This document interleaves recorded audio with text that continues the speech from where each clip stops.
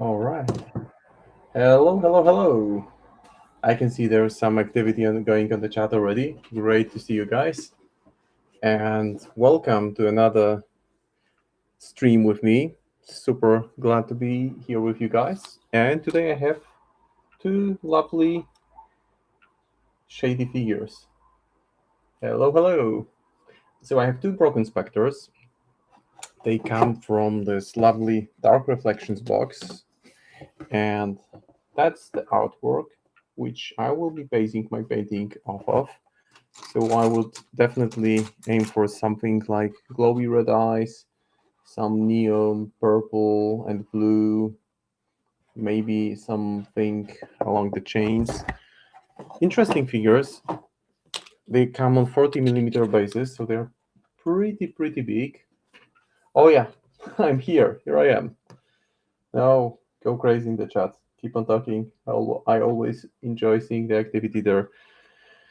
So essentially, those are creatures from the Shadow Realm. They are from.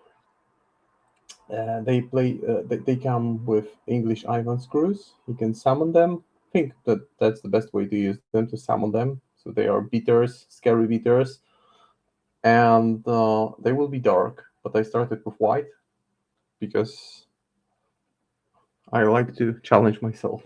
Maybe I don't know why. I just prefer this kind of base coat where I first give a dark base coat and then spray over it with white.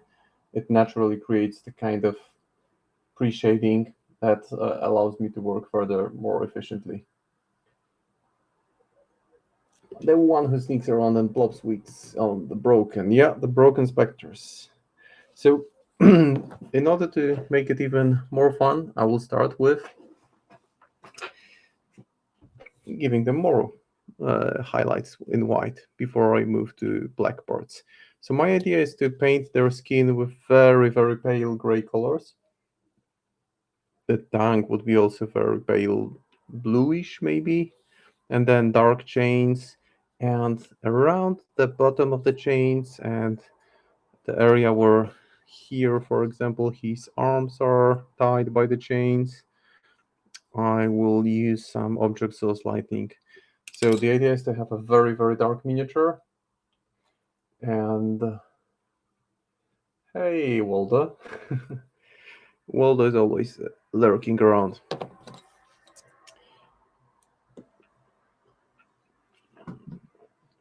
And the fun thing about, I always liked the fluff around English Ivan, even though he doesn't really feature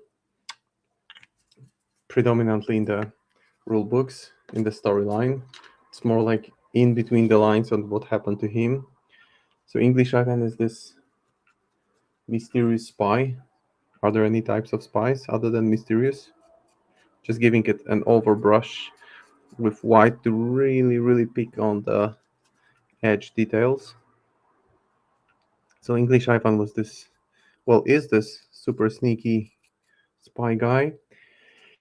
And at some point, he got involved with the Explorers Society, and Gretchen, the leader of the Explorers Society, tasked him with obtaining an artifact that produces darkness. I'm probably dumbing down the whole story and simplifying it, but in a nutshell, that's what happened. So he obviously agreed, because which spy wouldn't agree to do something exciting? But he got trapped in the realm of shadow. But he somehow managed to escape, which really angered the creatures there. So he now lives in both worlds, in the real world and in the shadow world. Well, he exists in both. And yeah, he would be that. I don't know what's the connection with Gibson, to be honest. I don't really know. Not that great on the fluff. I don't remember it too well. But the thing is that he brought back with him a shadow, Mr. Mordrake. And I will actually be painting Mr. Mordrake on my next stream, which will be happening next week, because it's like one extra Tuesday, and this time I will be painting on Tuesday, and I will be doing Mr. Mordrake, or maybe even two Mr. Mordrakes, who knows, depending on how things go. But that's the plan, and I've always quite enjoyed the interaction between the two, in which Mr. Mordrake is this angry shadow. We don't really know his motivations, and he follows around, imitates English Ivan, whose name is not Ivan and whose last name is not English, but which spy has name and last name as in his ID, right? It's different. Got to be different. And I was kind of hoping when we got in Malifaux Burns the second versions of Masters that Mordrake would become the Master and Ivan the Totem. That would be kind of cool with Mordrake taking over, because I thought that in the Explorer's book it was kind of hinted at that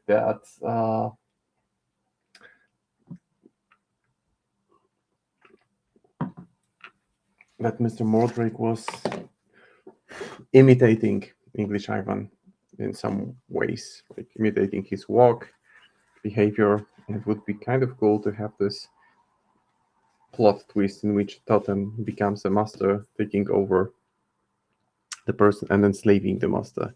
It would be kind of cool, but you never know. So I think that this kind of desolate wasteland that I have on the base, I will start with that. But first I will paint the rim of the base black. I always like to have it for clarity. Or no, I'm confused today. I will start with the wasteland first. So for that I will go with maybe not this one.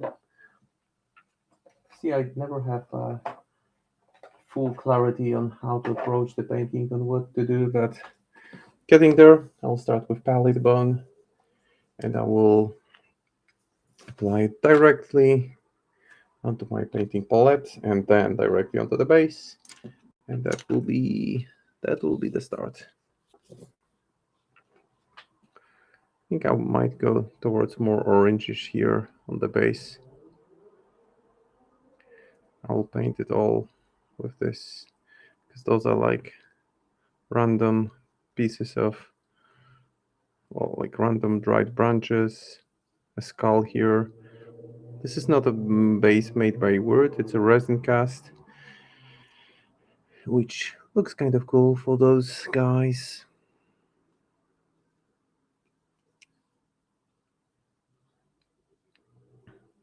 And of course they are magnetized. I prefer to keep miniatures this way because then it's much easier and safer to transport them once they are fully magnetized. So it's going to be a fun adventure painting this keyword. I intend to paint actually the whole keyword for them. So it will take a while, but I'll get there. So expect more of Umbra DUA keyword. DUA is a nice acronym which stands for Department of Ungentlemanly Affairs, which is this part of Explorer Society, I believe, that deals with all the shady stuff. So the spies, the reports, and all that jazz. Because Explorers, it was kind of, well, really elegantly done how Word was able to introduce an entirely new faction into a well-established universe of Malifaux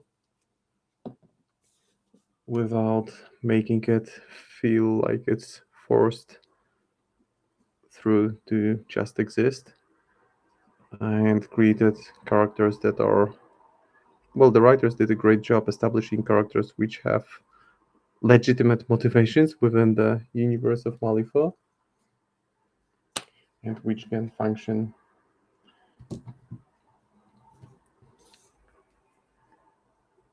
together with others that are already there.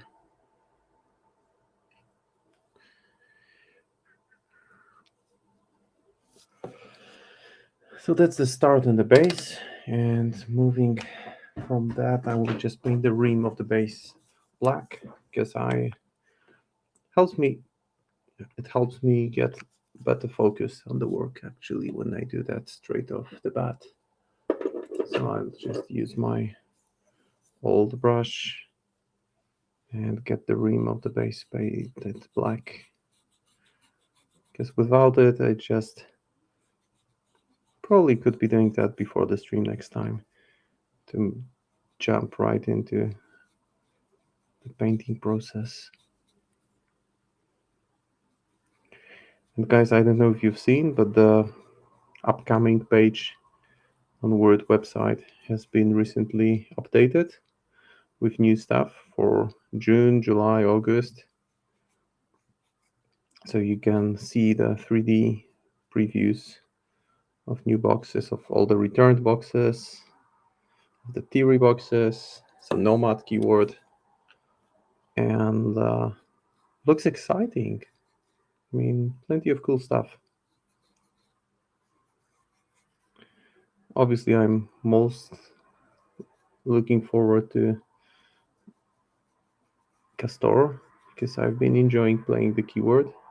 Haven't really played the first version, just had around 7, 8 games with Castor Fervent,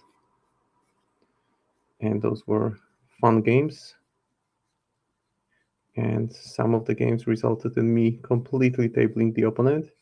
Some of them resulted in me focusing on the Killifo rather than Skimifo and losing games. Because that's what happens when you get too locked into doing one thing. Because Malifaux is not a game that you can, well, generally speaking, win doing just one thing, unless you just table the opponent completely, remove most of his models, of their models, and leave them with nothing to really work on. Now I guess I will keep on adding a hint of orange to the base, and for that or maybe yellow. Yellow might be interesting because Zealot yellow is this very saturated, nice shade of yellow that can work quite well here. So I'm going to go with that. And it's been so warm and pleasant recently. Seems like summer is right around the corner. And we've been experiencing some really lovely weather. So really enjoyed some outside time over the weekend. Didn't paint anything during the weekend, really. Just spent time outdoors. Some biking, some hiking, some jogging. Whatever works to keep the kids happy.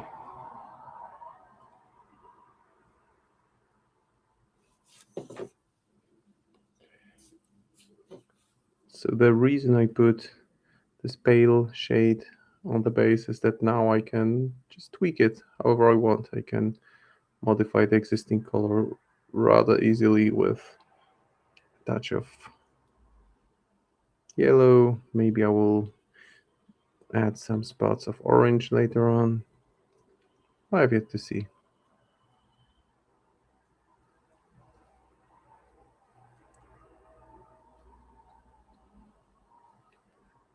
So going really fast here because I want to add a slight touch of orange before the yellow dries completely so that it blends together well. Let me get the orange. That's the one, Fire Giant Orange.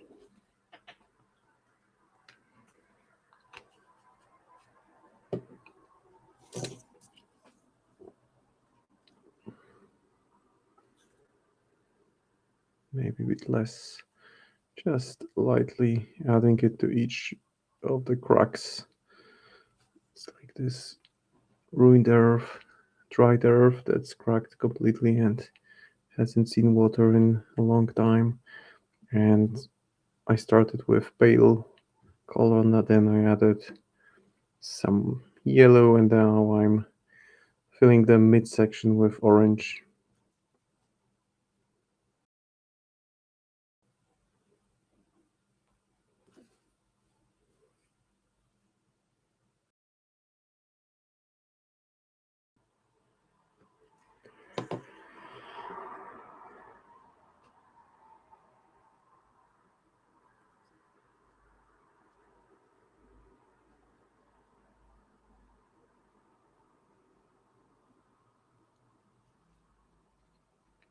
So quick work on the base, and then I'll put some highlights on the other elements, maybe add some brown to those branch-like bits that lie there. Maybe Gorgrantha would be good.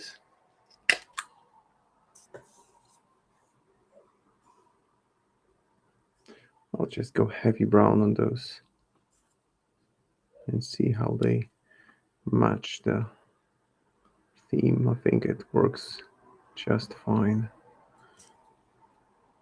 So quick brush strokes, but very controlled, just applying the right amount of paint. Contrast paint, you don't want it to overflow, you want it to flow easily off of the bristles, but you don't want to flood the area too much, because if it dries and pools, the pools look glossy, can't really be worked on further, which makes the whole process a bit more challenging and annoying.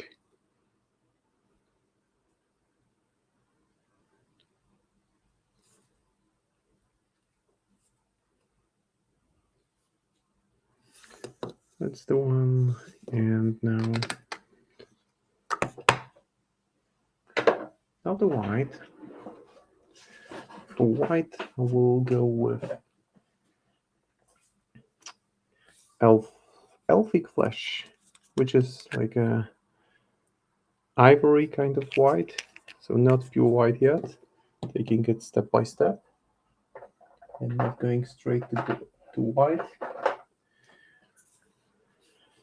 Using the same brush, so mid-size, and just applying it slightly thin down directly onto those skulls, making sure that the eye sockets stay darker.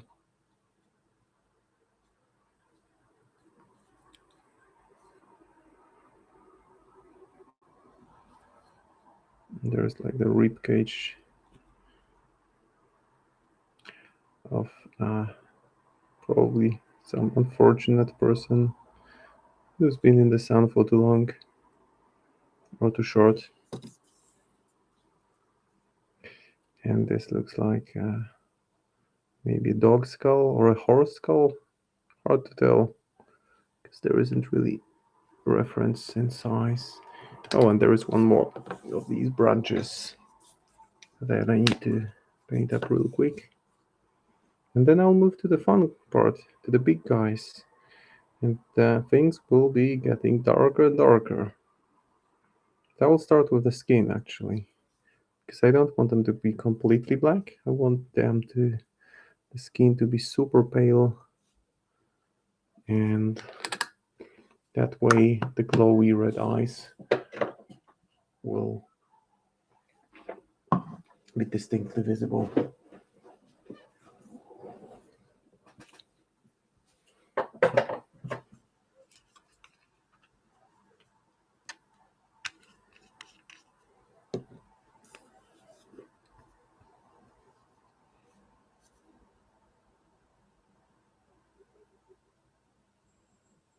So just going down with pure white and focusing on the raised areas, trying to avoid the areas that I had already highlighted.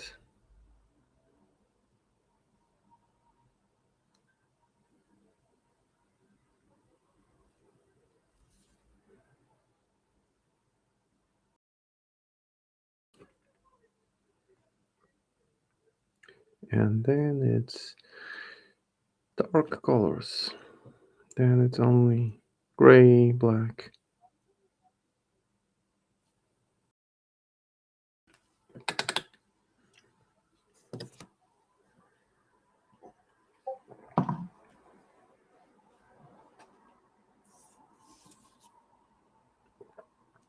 Okay, maybe a little bit to the front.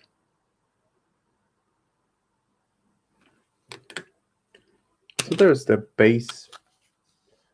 Just a quick job on to begin with. I need to switch off the sound notifications on the Discord because they keep on flashing, and I'll probably do it later.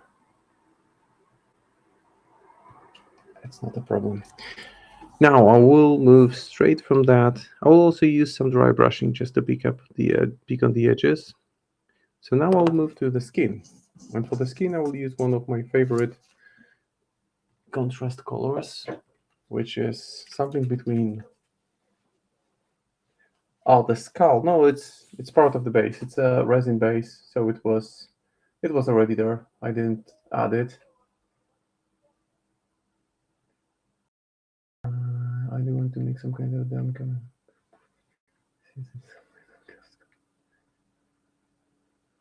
Yeah, poor selfie.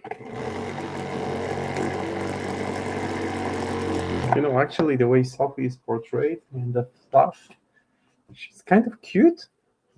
That's how I remember her from the story. So I'll start with Glyph Charger Gray, which is a lovely color because it's not gray, it's not blue, it's something in between. And I will apply it directly onto the face. Guys, you scream at me, please, in the chat if I hold the miniature in a way that makes it hard to follow, because I take a peek every now and then, but what I see in the screen can be slightly delayed, and at times I just catch myself showing you my knuckle bones or just part of my hand instead of the miniature, which isn't the most optimal thing to show. So scream at me in the chat if I continue to do that. I try to correct myself, but when I get locked in and really focus on adding the details there, then I can get carried away. Okay, so some part of the skin is done, and this is the kind of color that you can use for zombie skin because you can easily saturate it with other colors. You know that what happens when you mix all the colors on the paint palette turns into gray. So taking a reverse look on that, if you use gray as base color, then you can tweak it with other colors, and that can work quite well.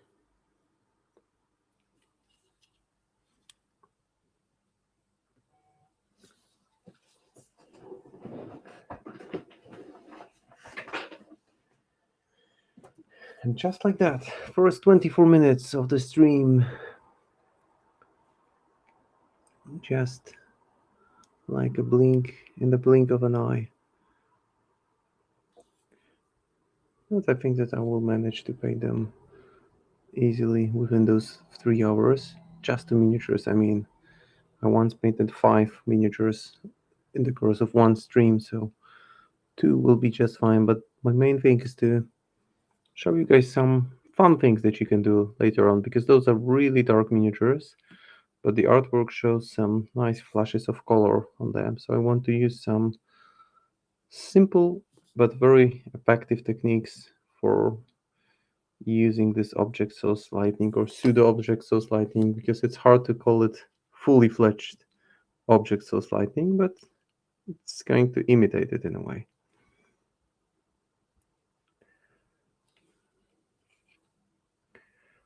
There will be some purple, some blue. It will be fun.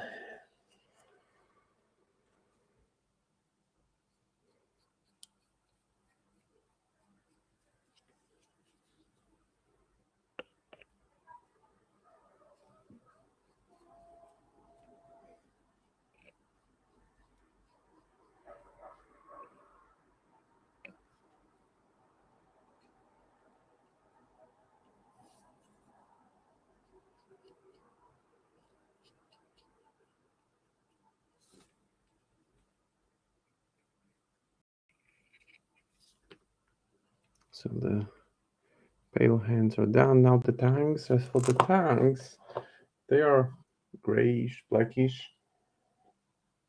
I think I will go with very, very dark blue.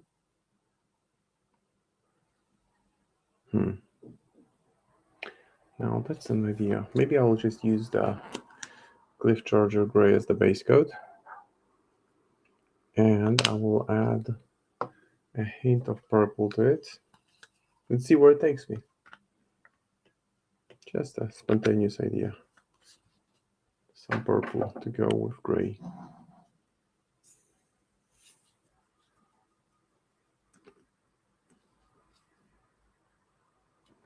All right, maybe a little bit more gray.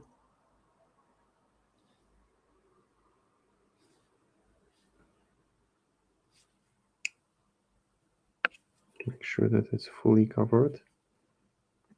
So the advantage of using this kind of base coating, where I first apply black and then spray white on top of it, is that certain areas will naturally become much darker even before paint is applied. So the underneath part of the tank is essentially black, whereas the front was white before I applied contrast paint. And as a result, what happened is that there's immediately this nice effect of depth where the raised areas are purple, but bright purple, and recessed ones are much darker. Now, time to tweak that a little bit.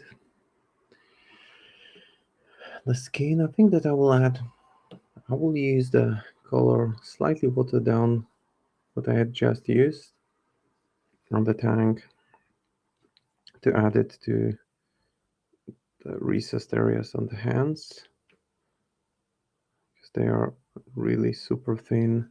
I mean, they are oversized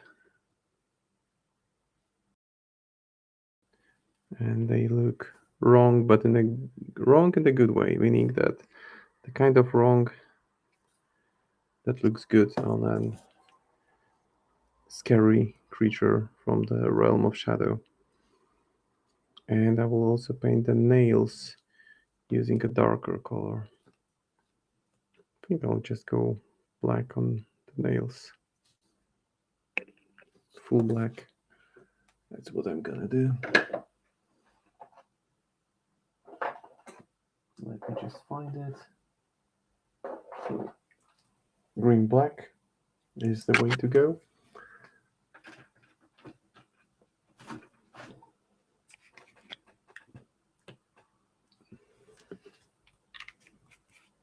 And I'll just apply it using the same brush. Slightly mix it with the gray I was just using and put it on the nails only.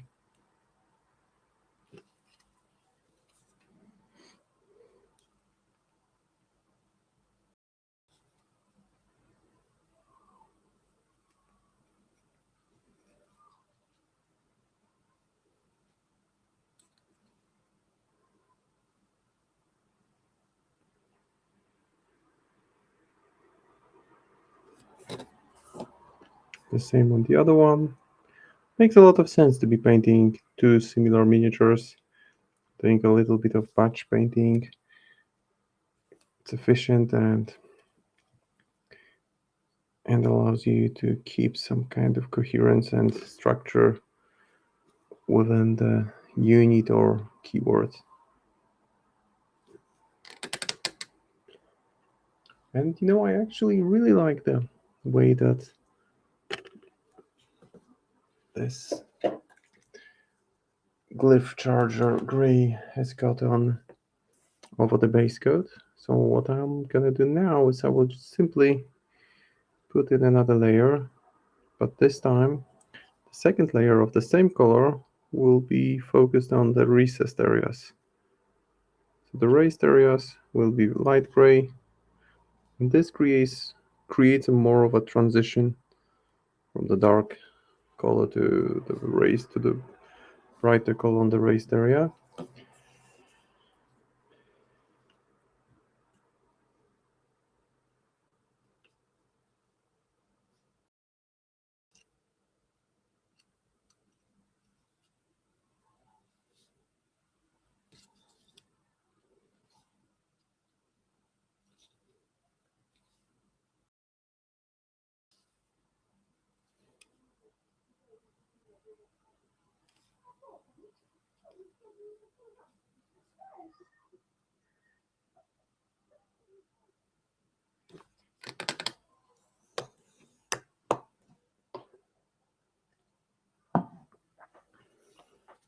Okay, so first 30 minutes of the stream through, just being mindful of the time, because I figured, if I paint them real fast and finish way ahead of time, then I have some other Umbra models that I can focus on. But even now, at this early stage, they look really good. And I mean, those are, well, I'm biased because I'm a huge fan of word models. So you're not going to hear me complain about word here, but those are some of the nicest designs that I've seen. You have this post-apocalyptic steampunk vibe and ghostly feel to them. So let's explore the ghostly feel now. And in order to do that, I also see that the colors that they have, those are some kind of magical colors. And they have something that looks like rune words here. So I'll make sure to use very thin white to fill that in before I do the object source lighting. Now, yeah, let's move on. Let's move on. No time to lose. I will now move straight to green black and paint a lot of dark colors on this one. And this will take the major part. I expect it to take more than, well, around next 20 to 30 minutes. Not gonna rush it. And you may ask yourself, why on earth would I put white if I want to paint the miniature black anyway? So the reason is simple. With black, I would need to work from black to gray. And with this color, I can just, you see how loaded my brush is? The bristle is just filled to full capacity, and I just apply it generously. And it immediately makes an impact. It creates transition from dark areas to raised areas. Looks really good when it dries. Doesn't look good now. Now looks all glossy, shapeless, but will look great in a second.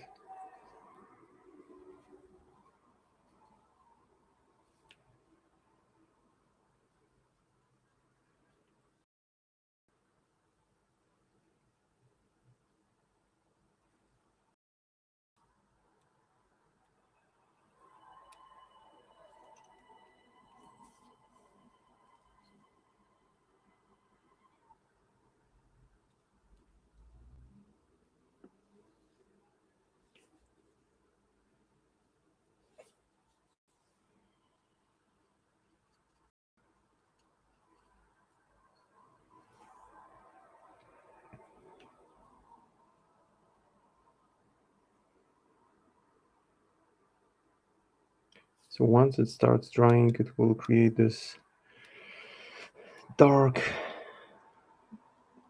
matte look that will allow me to build further from.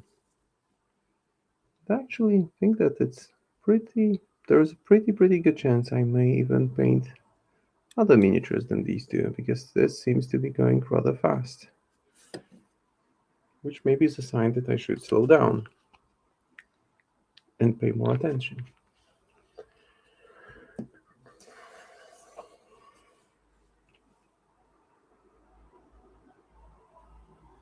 Also, maybe as I work on it, I will share some of my thoughts about the way I hold miniature, because it's natural for your hands to shake ever so slightly, depending on how much coffee you had, or how tired you are, or how relaxed. Well, let's face it, hands will shake a little bit. Obviously, with practice, you can limit it, but it's still a thing. So what I do is I make sure to touch the base, the miniature holder, at least with my pinky on the right hand, which I use for holding the brush, so that it's more secure against any kind of incidental shaking. And I do it unconsciously, really. But before I get to the point where I do it unconsciously, I would hold my wrists together, or I would try different things because my hands were shaking a little bit. So that's one simple trick that gives you more control, maybe better control over the process, is when you just use 2 points of support for working on a miniature. Can be helpful. But again, each to their own, and different strokes for different folks. So you should make sure that you use the method that allows you to just have as much freedom with brush strokes as possible.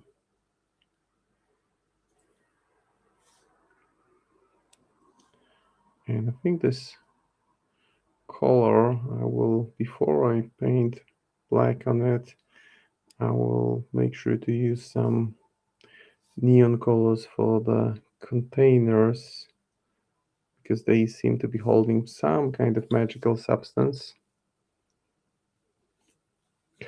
If our guy, Defective Dice, was here, he would probably tell us already what kind of magic is used to enslave those creatures from the realm of shadow, and how they came to be, and what's their exact place in the universe of Malifa. But you can ping him if you're keen to learn more on forums, word group,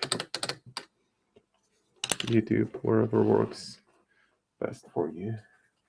I'll now switch to smaller brush, because that gives me better control around the areas where I want to be more careful.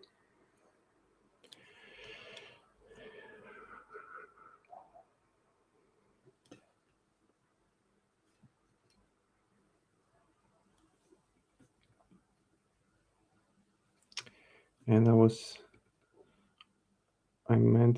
supposed to play in a tournament a while ago, well, 2 weeks ago, but that didn't happen. No, life gets in the way. You can make plans, buy tickets, organize childcare, but things come up and you get back in line and deal with life.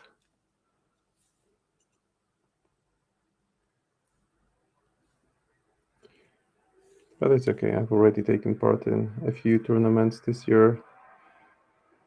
Maybe there will be, I mean, there are some tournaments in my local meta and in another local meta in Poland in June, so there's always a chance to go there.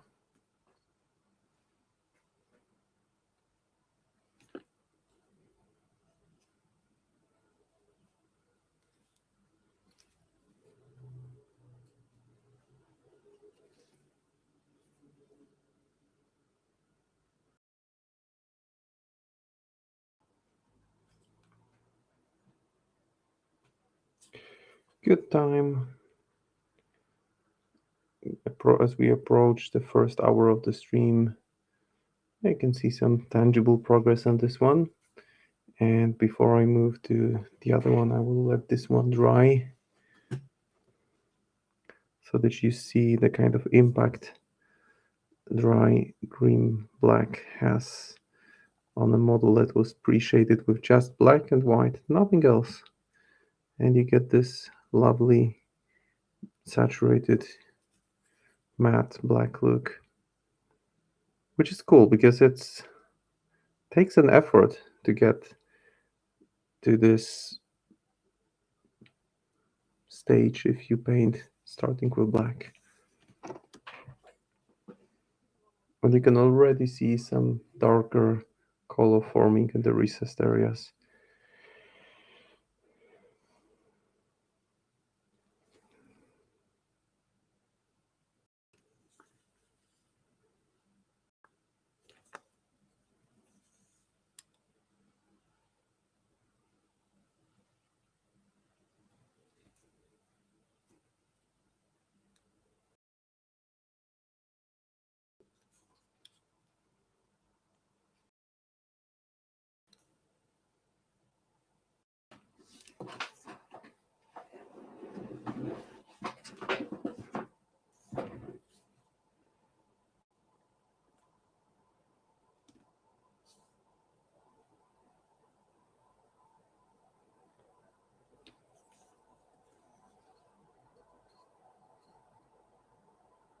And here I'm just being a bit more careful because the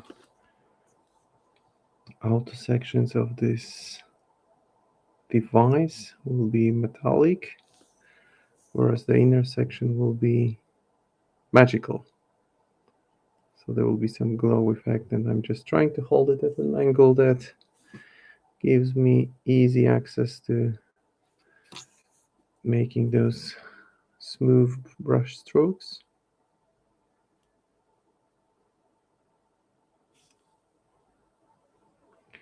And it's a matter of finding the right balance and the right quantity of paint to apply.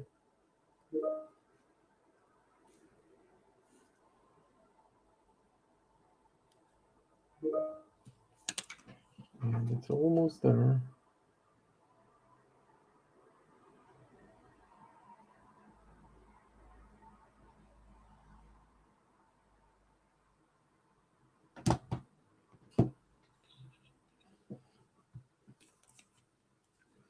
I think that looking at it, also the part closer to the center of the color is made of metal or whatever that is. I think some kind of metal.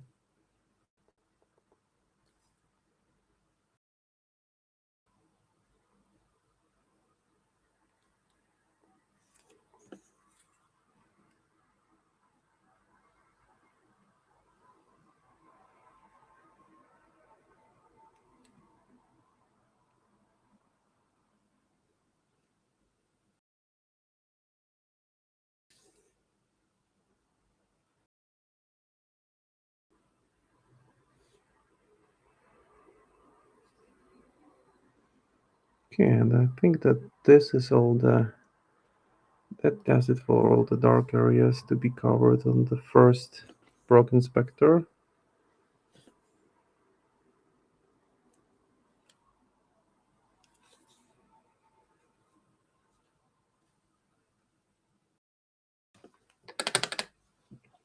Now let's put them both for comparison.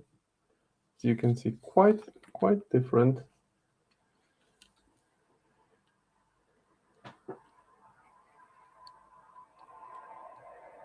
Let me just find the right angle.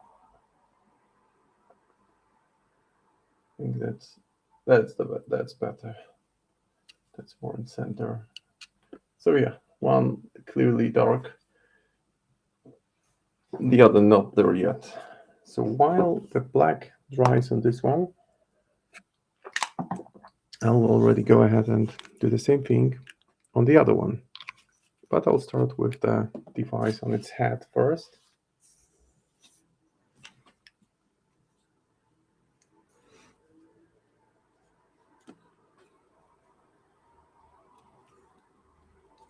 And I will also paint the area around the head because, and I'm switching again, I've switched to smaller brush, which gives me slightly better control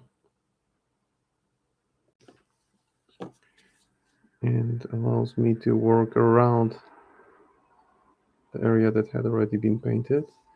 see already that the eyes will be a bit challenging to paint on this one, because not sure if they are really cast on that miniature. I would need to paint them in the eye socket, but I'll see.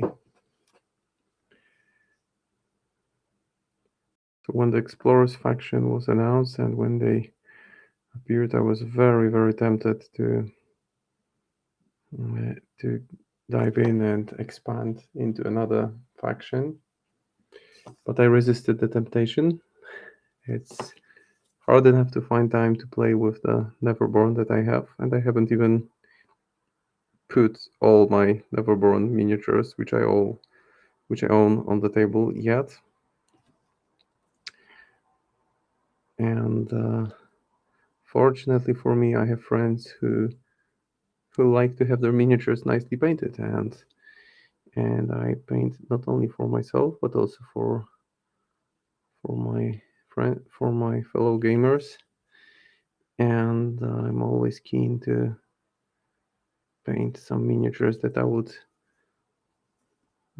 probably in the long run stop resisting and buy into another faction, and that allows me to somehow work around that,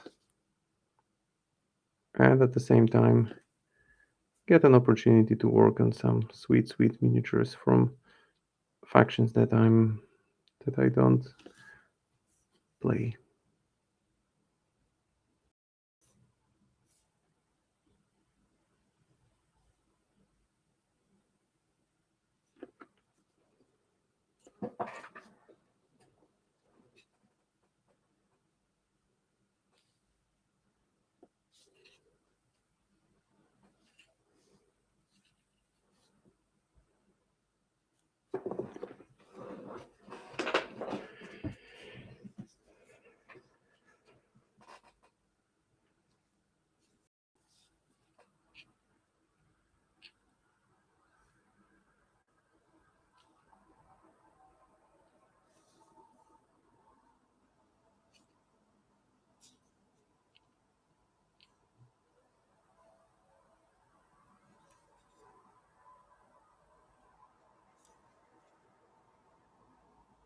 So now that I've painted enough around areas which are slightly smaller and which could be obscured by black if I painted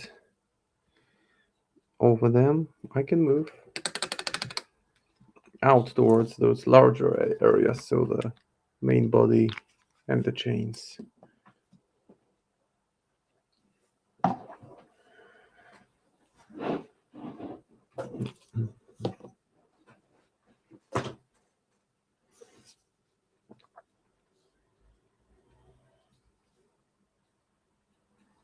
And now I can be more generous with brushstrokes. I can load a bit more of the paint on the bristle, because right now I want to make sure that it all gets fairly even coverage. And the fun thing about those guys, well, many of fun things, but not so fun was that when they initially hit the gaming table after their release, they were a little bit overtuned. I mean, English Ivan was probably the most powerful Explorer's Master initially, because he's a summoner who also deals a lot of damage, and he has this funny mechanic in which he treats distracted as focus, and people were unhappy when they faced him initially. And these guys were also super. I don't remember actually. Were they nerfed, or were they affected just by the changes around English Ivan to bring him more in line? I mean, he's still competitive, but not at the point that he was. I never faced him at the height of his pre-nerf power. I faced him after the nerf. But the thing is that he generally summons a miniature by attacking willpower, and the higher willpower, the better the model that he can summon. And for these guys, the target has to have willpower of at least 6, I believe. So that's a neat mechanic, kind of elegant because it goes well with the fluff. It also puts Ivan in the game not as just another summoner, but a summoner who has a different mechanic and needs to actually put some effort into making things work. And I would suggest that you look up the name Brocken Spectre. Just Google it. It's funny because it's a natural phenomenon connected with the way you perceive objects in mountainous areas with different lighting, different altitude, and you just need to see it. It's just looks interesting. And it's again nice for word creative team to use names of natural phenomenon as names of creatures that appear in the game. Okay, almost done with the black on this one.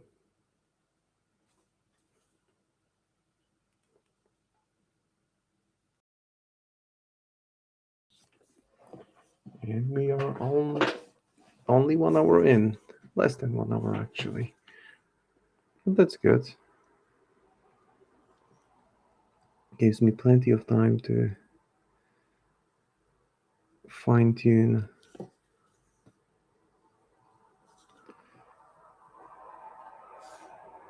and do what I want to do.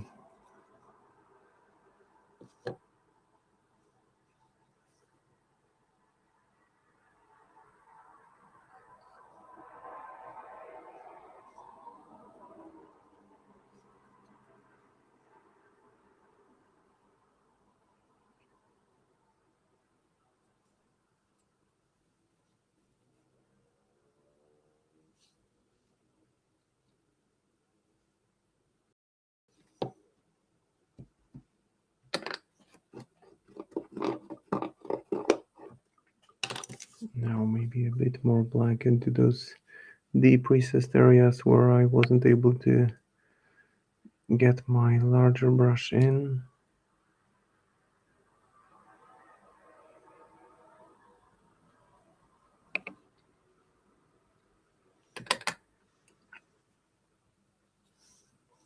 Now I'll just have a look around, make sure that I covered everything. And as the paint begins to dry, I can gradually move on to other elements.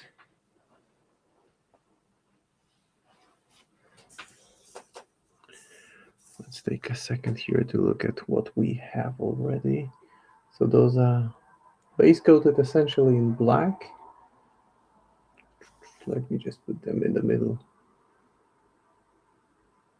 Sorry for being a bit slow here, but I have a bit of delay when I show things. But you can already tell that the one on the left has the black that's pretty rich, saturated, and nicely balanced, and looks much darker. It has a slightly greenish hint to it, but that's probably because of lighting that's imperfect. And it already looks pretty decent. Whereas the one on the right is just beginning to dry, so he isn't there yet. Let me bring the light closer. So now what I will focus on, maybe those capsules that he has. I'll just go with pure white there. Use a different brush to make sure that there is no tint of black in it. Well, thank you, McBluff. Really appreciate it. And it's just the start. Plenty of work on them to be done. Plenty of opportunities, possibilities. I'm just getting started, just 1 hour in. So I would say that this is the base color. And love the stuff McBluff that she did for Kim for her birthday. Really, really elegant. And Tal is such a character. I think he'll continue to be an impactful character for the foreseeable future, because he's the kind of person who just doesn't give rat's ass about order, structure, and discipline. And despite that, he's incredibly efficient at what he does, which is demolishment, bombardment, and all that jazz.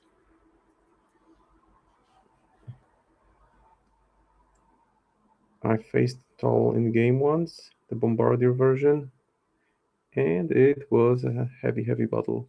I mean, granted, the first time you faced any master can be an uphill battle. If you don't know what to expect, and you're bound to face at least one of those gotcha moments where there is a clever or neat trick that catches you off guard. And with Tal, what caught me off guard was how easy it is for his crew to generate more actions. So if a model has fast, which is possible, they can essentially shoot you 4 times per turn, which seems a bit excessive.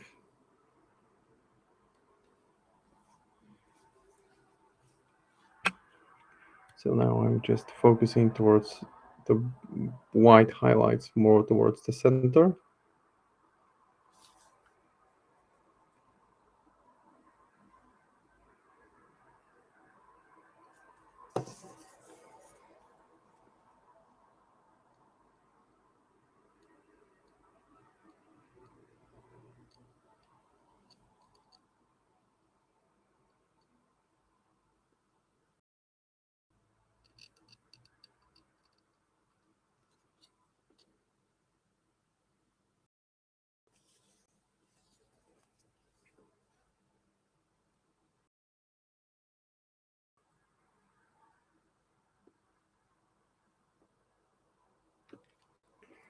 And just the same thing on the other one.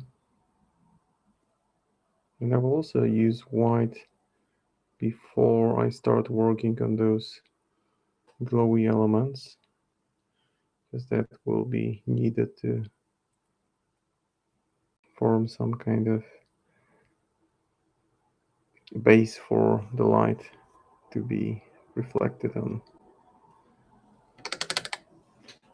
Okay, so that's already pretty well defined, and you start getting a sense of what's going to happen. I think that for the time, we'll actually go one step further and put maybe a touch of red to it. So we'll use Velvet Red from Vallejo Color Range.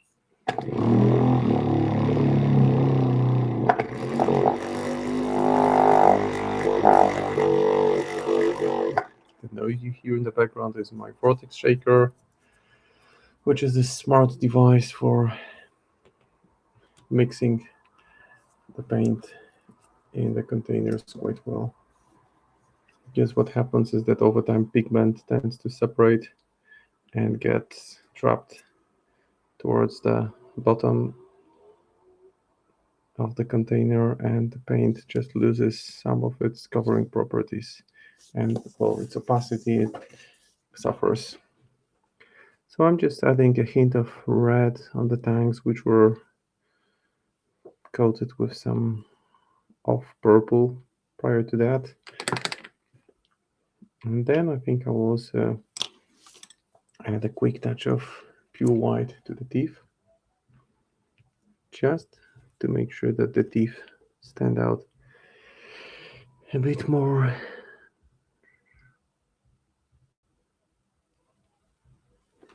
And time flies by. We're in the second hour of the stream. So thanks to those of you who have stuck around, or Welcome to those of you who have just joined. Again, exploring other factions in Malifaux. And this time it's the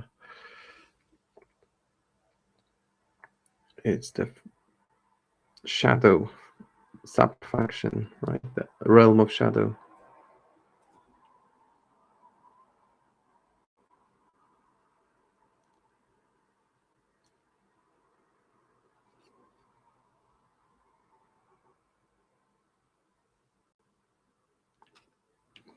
Maybe I will also add a light highlight around the eye sockets, just to frame them better. And actually now might be a good moment to paint the eyes. Let's stretch out a little bit, guys. Don't forget to do that. I'm on the stream here, so I'm not gonna get up and leave you guys, but if you paint in the comfort of your own home next to your workspace, make sure that you stand up at least once per hour, stretch out, get some water to drink, and just walk around, because it's not healthy if you, I mean, I have a job which ensures that I sit most of the day, and if I'm not mindful of the necessity to stand up and move around, I just feel extremely tired after sitting. My back can be, well, my back kills me. So I just make sure that I move around. So now I've added some red to the eye socket, essentially flooded the eye socket with red, but carefully, trying not to paint over the skull, just inside the eye socket. I will allow it to dry before I put yellow there.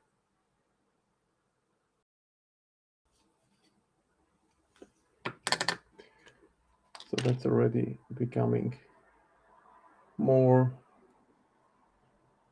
evil with the red in the eye socket.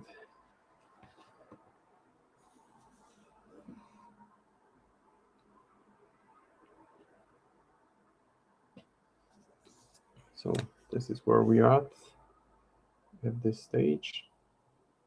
Still plenty to go, but already some tangible progress. Now, before I get to the metallic parts, I will try to paint all the clothes.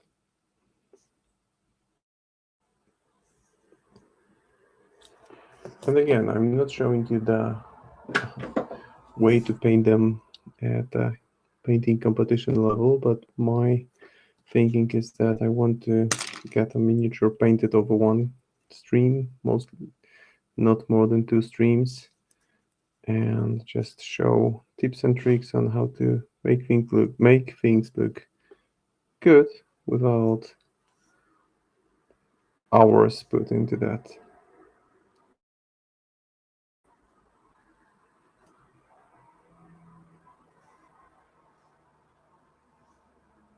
I'm just making sure that any paint that pools in the recessed areas gets redistributed. And now more work on the eyes. So a bit of yellow.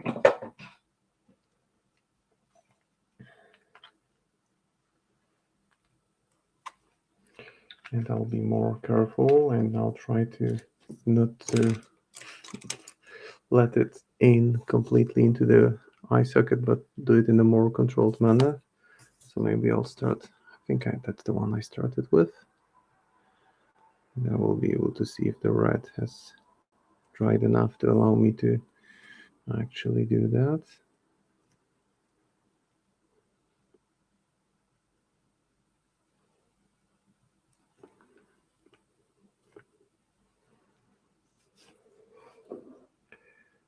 Okay, maybe.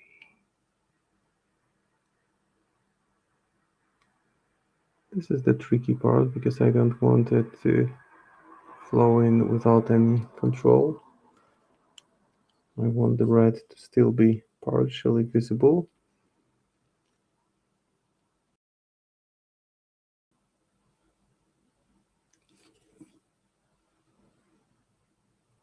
That's more like it. Now the same on the other one. I like to paint faces at an early stage of the process because that allows me to have a good sense of how the model will be overall perceived, because the face and the eyes are the will catch a lot of attention. The first moment you set sight on the model, it immediately becomes visible. And at this point, I will actually mix a bit of brownish with yellowish and glaze it over the teeth. Just want them to look less healthy,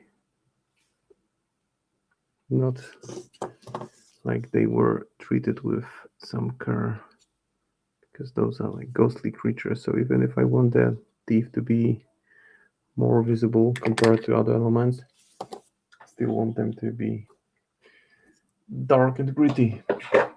And now the final part on the eyes, well, the penultimate part, not the final part really, is a very, very light touch of pure white in the center of it.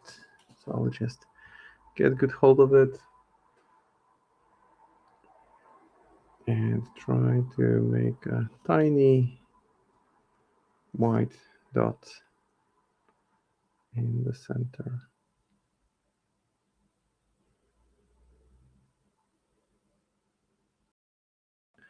That's it. I mean, it doesn't have to be perfect because it will be glazed over with red ink, red wash, rather. But the thing is that white has to be visible and part of yellow has to be visible in order to make it work well.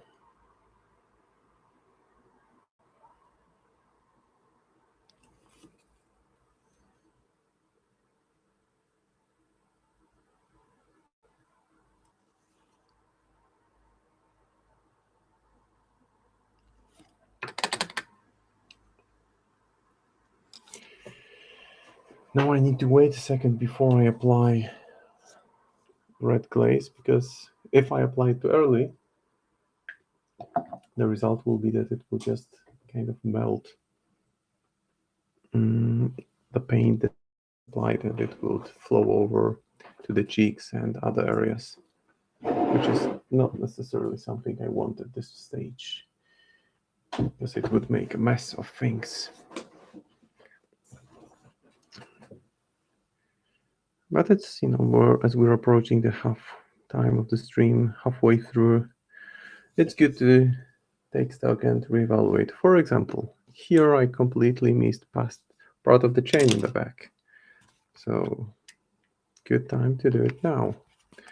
Part of the chain and part of the rope, because the miniatures, well, sometimes it's hard to access certain sections of the model after it has been assembled, and that's a good example that you really need to put the miniature upside down and really, really carefully look to find those spots which are not as ready as they could be.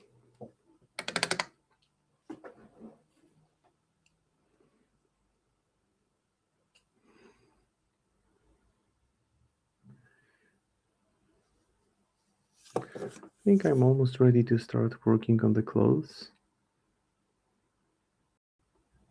And then it will be chains. And then I can potentially... So then I will paint those magical colors using some kind of object source lighting, trying to get those runic symbols showing. And nocturnes. So maybe I'll do them, maybe not. We'll find out soon enough. Okay, now the eyes, I think, are ready for the final thing, which is, it's called blood letter. and it's a glaze, so it's a very thin down paint. It's essentially red water, but it's bright red water, and it will combine nicely with what I had already applied. So I'll just make sure to grab a bristle full of that and apply it in excess. Then I'll do the same thing on the other pair of eyes, again applying it in excess. And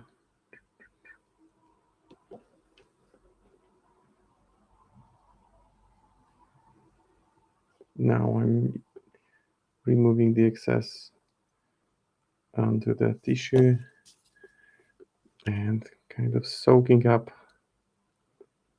some of it from the brush, from the eye socket area. And what I have as a result is this glow-like effect, which I can still fine-tune.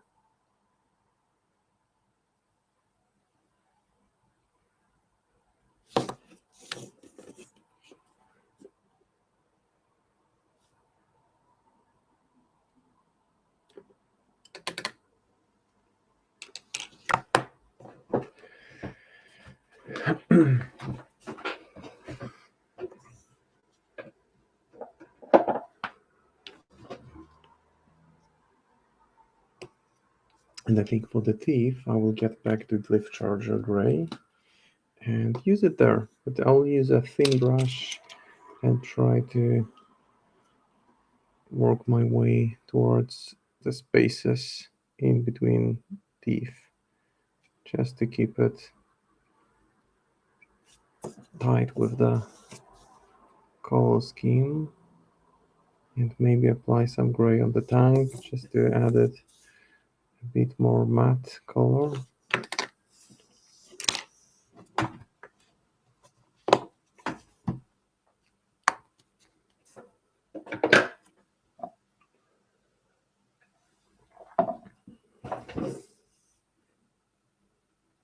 All right. Guess it's time for the close now. But before I do that, actually, why don't I use some of the fancy colors that I have, some of the fluo colors. So I'm going for fluo purple and fluo blue. And I'll start with fluo blue. Or maybe it's too early. Nah, I'll do them now. But for that to work, I will also need to paint a little bit of white around the chains on the wrists. So in here,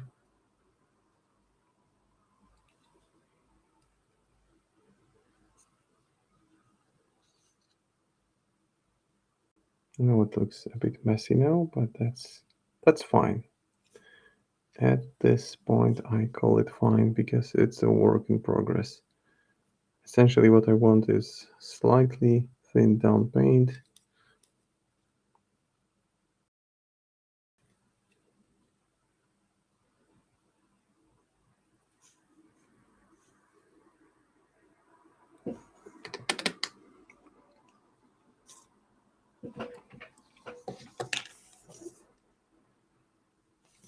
And I can do now the fluo blue. I'll just give it a good shake.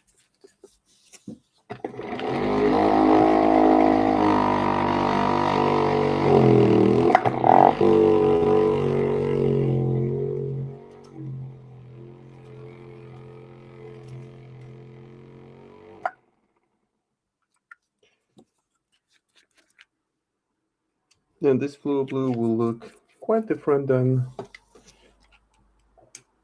other elements. So my intention is for it to stand out and look vastly different compared to what I had already painted.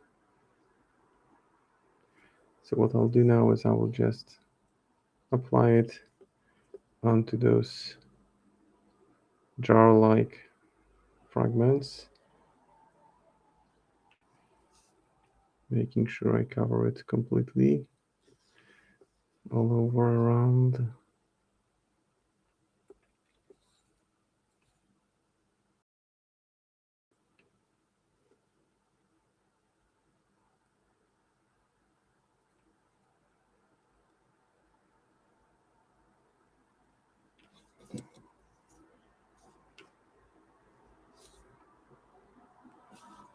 All right.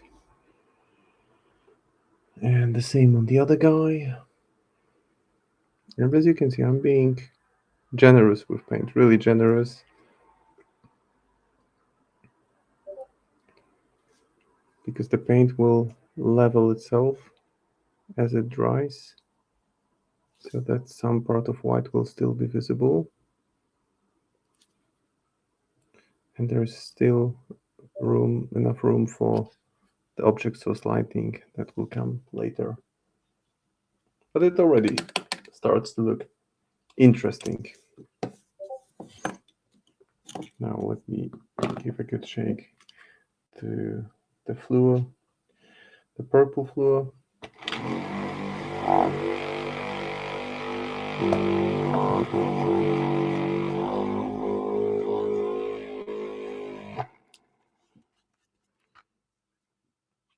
And I'll do the same, but on the left side.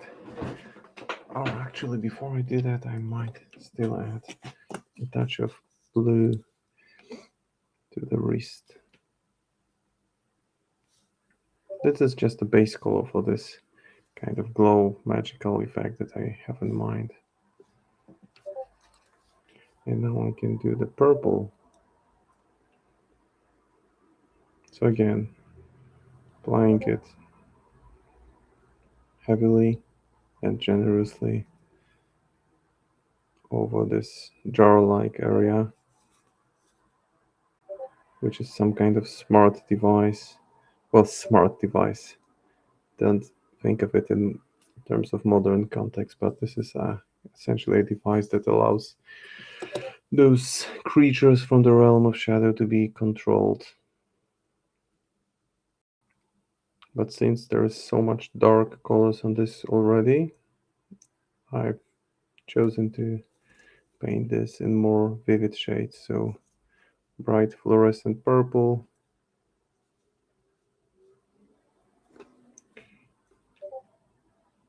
and blue will be the dominant colors here. So it's already beginning to look more and more interesting.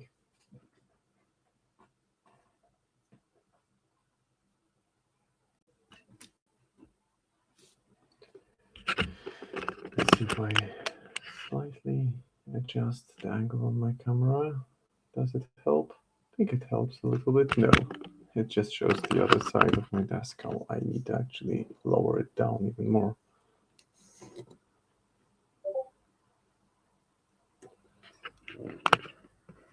All right, just tweaking it a little bit. I think now it's better. Okay, almost halfway through the stream, so time to put in more colors. Actually, one more thing, a little bit of purple on the right arm.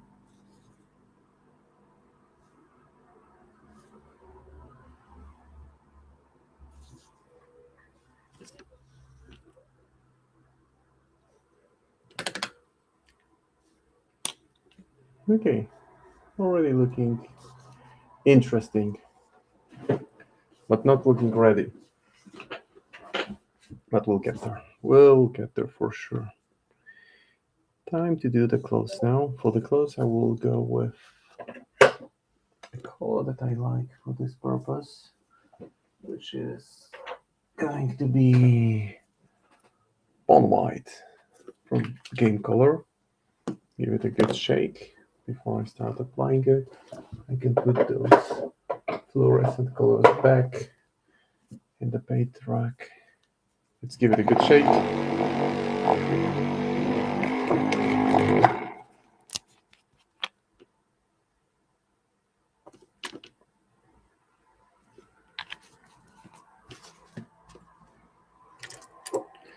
And grab a brush with thick, big bristle.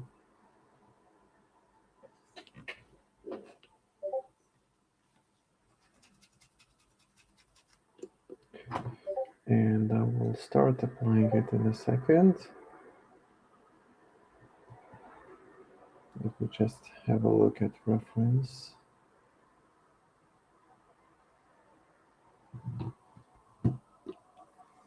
Okay.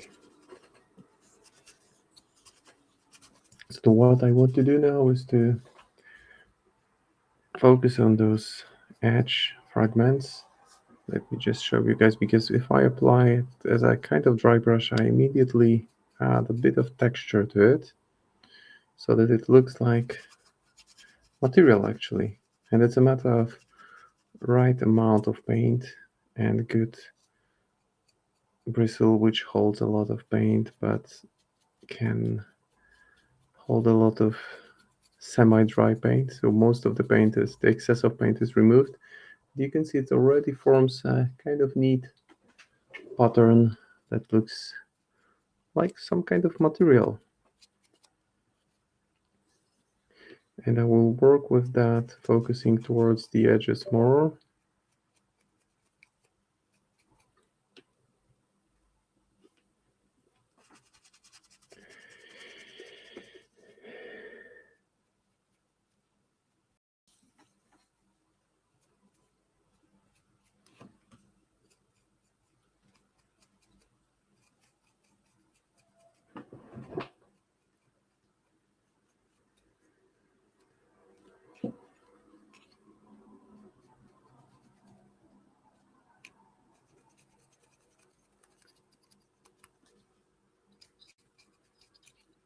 So again, a bit of overbrush.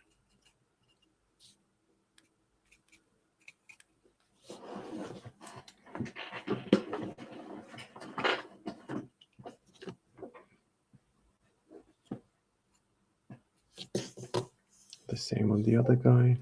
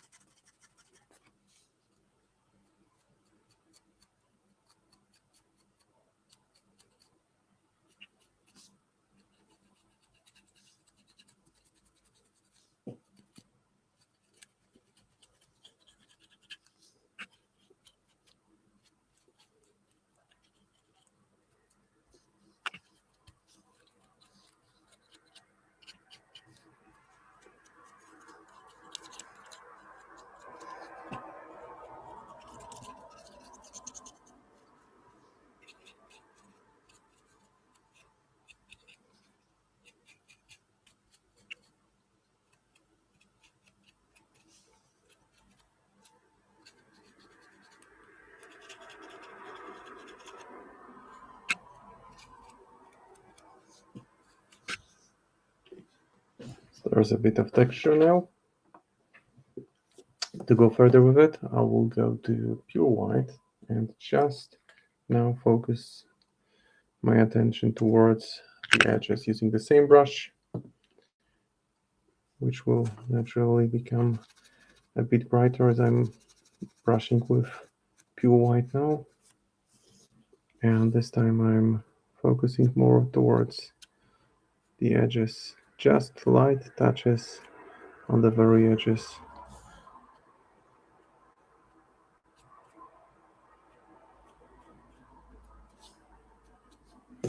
To kind of bring out a bit more texture there.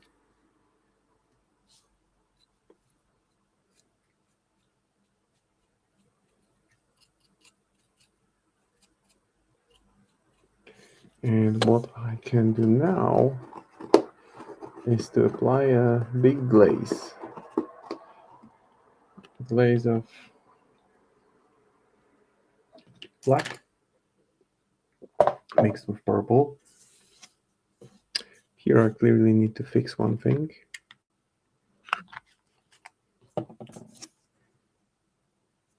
This bit needs a little bit attention. That's better. And now to kind of blend it all together, I will use black and purple ink. Let me just find them. There's black, and there should be some purple ink or purple wash. Yeah, so black wash, purple wash. So black wash predominantly, purple wash as secondary color, so less of it than black. And now a bit of express medium, which is a nice way of diluting the paint or wash without it losing its opacity. I'll just give it a mix. See that it's like purplish black. And I will just apply it now over the miniature, because this will kind of bring it all together. It's like glaze of dirty black purplish water over the material where I just added something that looks a little bit like texture. And I can use the same glaze actually on the forearms. It's like filtering the whole miniature through the application of this glaze.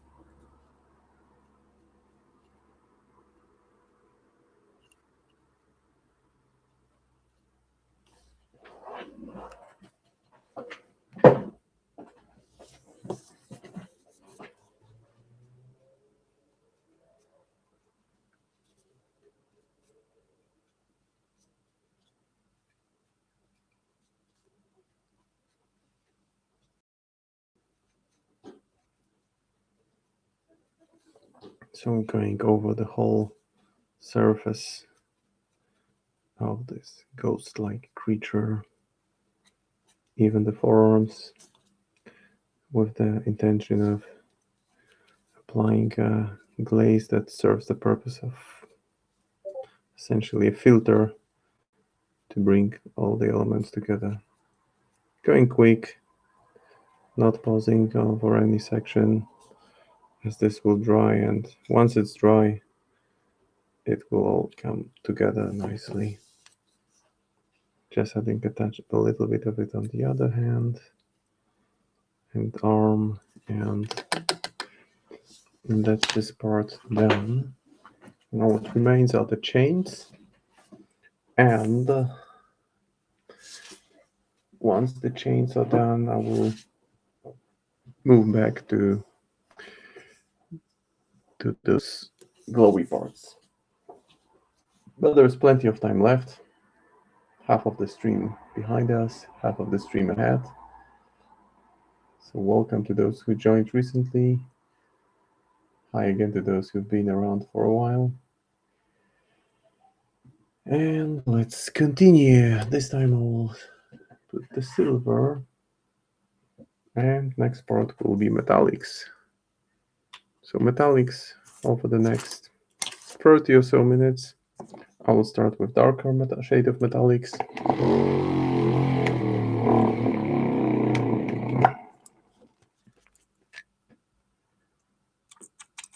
Give it a good shake and load them onto the brush.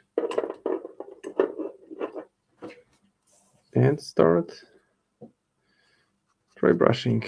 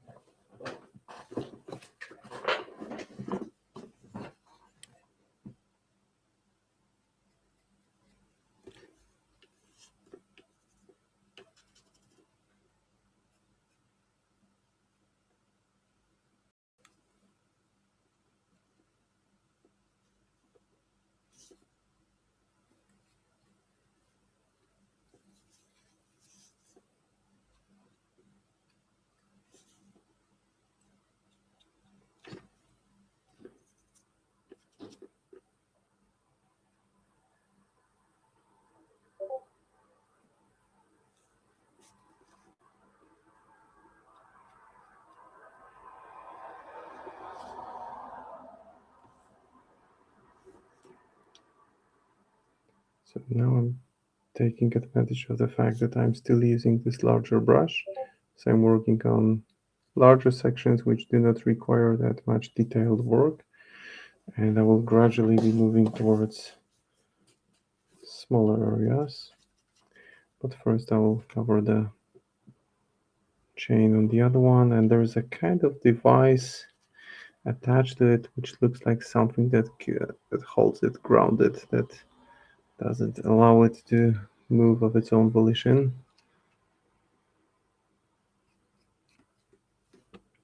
Again, I'm not a lore expert, so can't really tell for sure what's the intent of putting them here, but for sure some kind of way of controlling them. Now, smaller brush.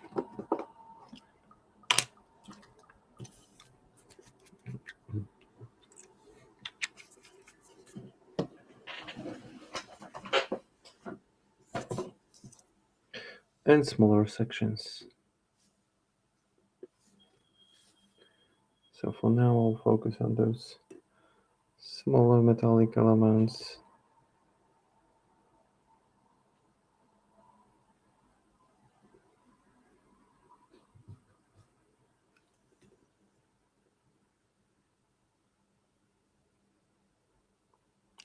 Now things are starting to come together.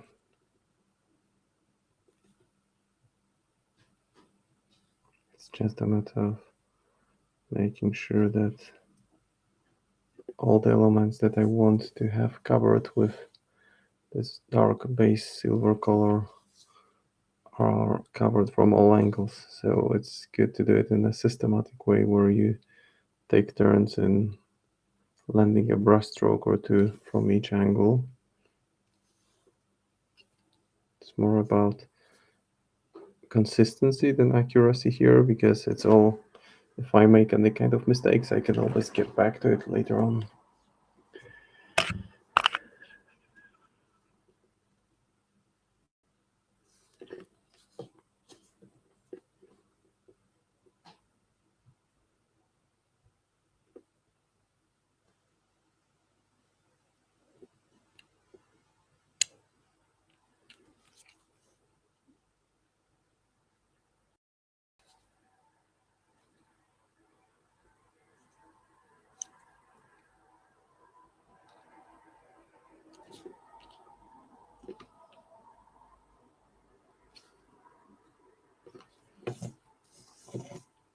The same on the other guy.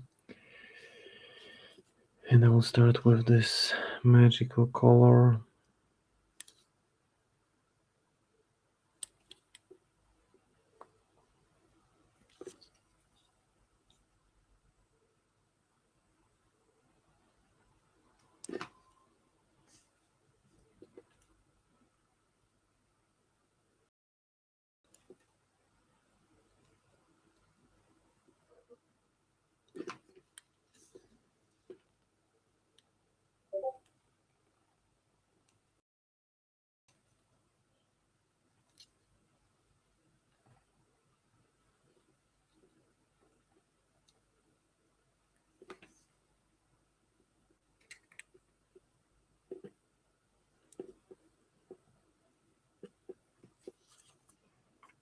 Okay, base dark silver is done. And now the metal beads that hold the hands around the wrist. And again, don't need to be super accurate at this point. More about being efficient and covering the whole surface with base color. Feeling pretty good with time and the progress made so far.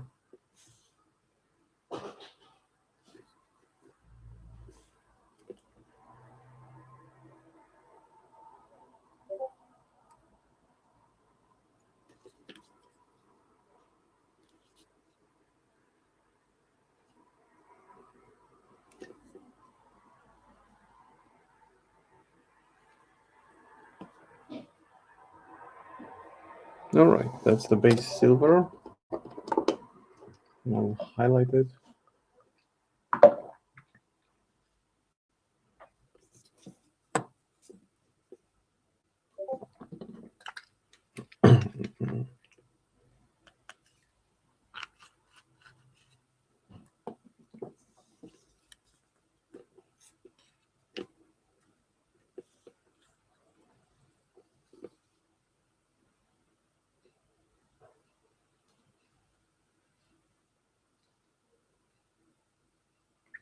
So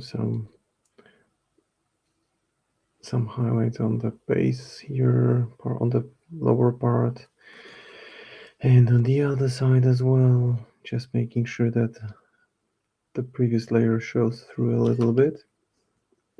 And I will tweak it with blue later on, with very light blue, because it nicely interacts with metallics.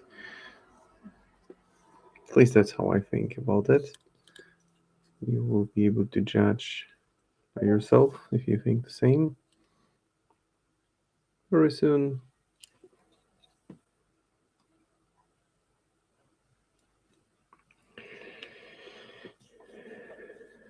Some more work around the headpiece.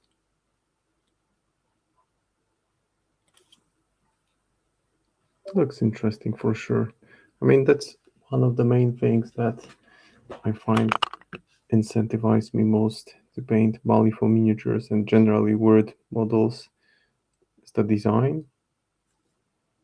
Where else can you? It's like they found this perfect mix of different genres and different topics that seem to come together in a way that makes for memorable painting and gaming experience.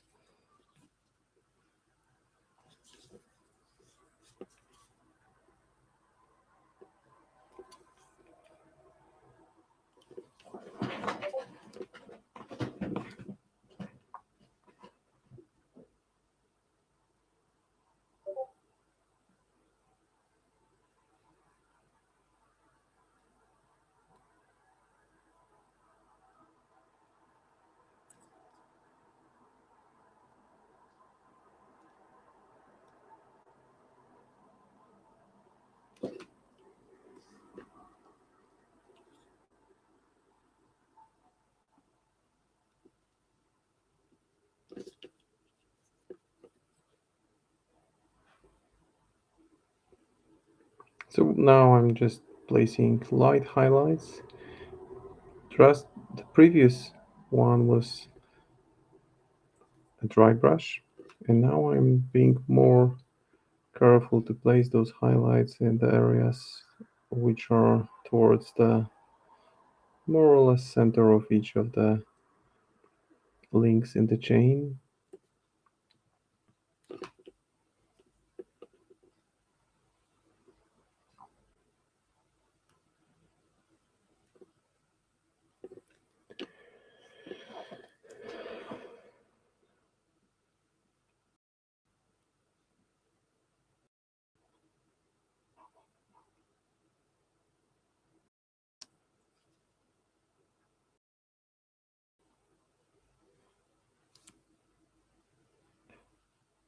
Trying to kind of visualize how light would be hitting it.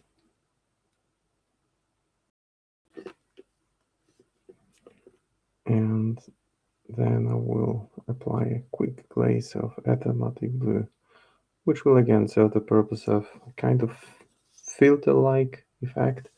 But that's, there you have it already. The chains are clearly visible.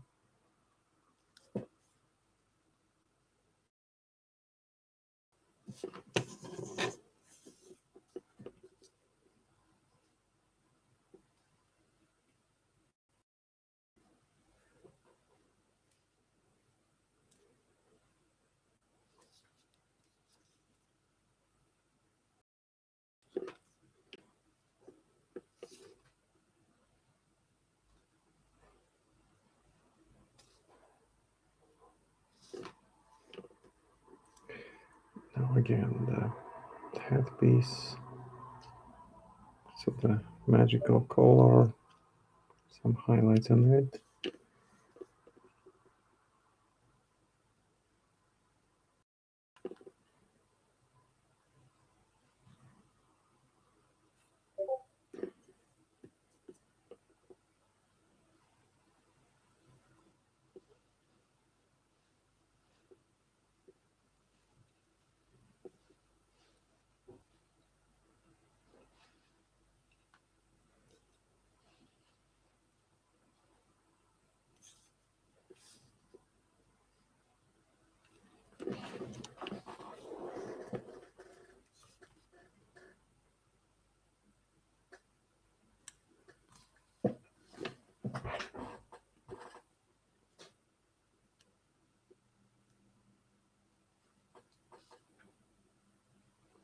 doing the same thing on the second Brocken Spectre that I did on the first one. So just going around the chains and lightly applying highlights. Sorry, I just put the camera at the awkward angle again. I mean, held my miniature next to the camera at an angle which made it harder to follow. Let's change it and be better.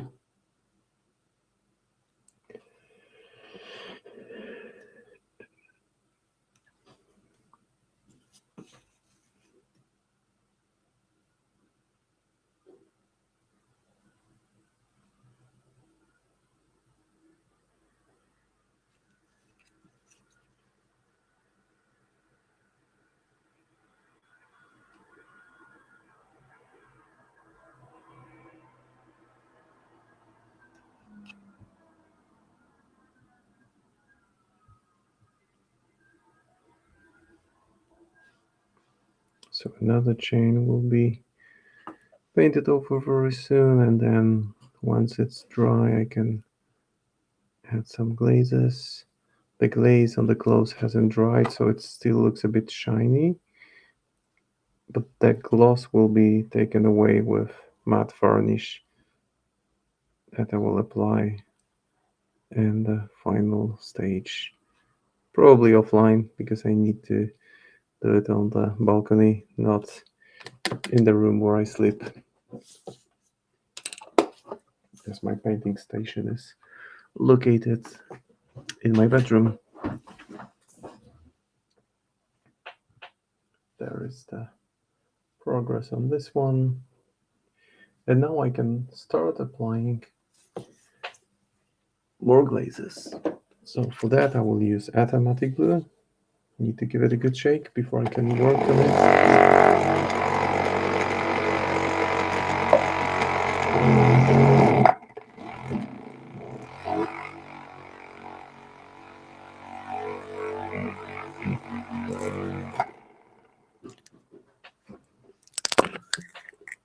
Alright, now this is a lovely color that can be actually applied directly from the pot because it's very light blue. I can actually add a little bit of water to it.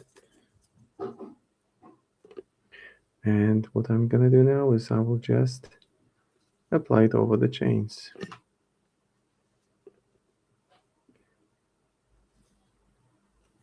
And this should be nice, cool addition. I mean, cool in that it's blue is a cold color, works quite well with metallic elements, and not only ties it together in a nice and elegant way, but also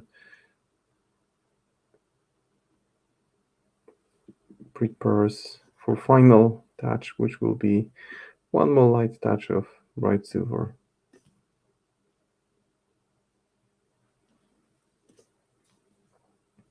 That's this chain down. Now the other. Well, one thing that I'm clearly not going to do on this model and the other one is weathering. I would do weathering on a desert-like base on most of the models, but since this one is like a ghostly figure, it seems logical that the dust would not hold on to it, so I'm not going to do that.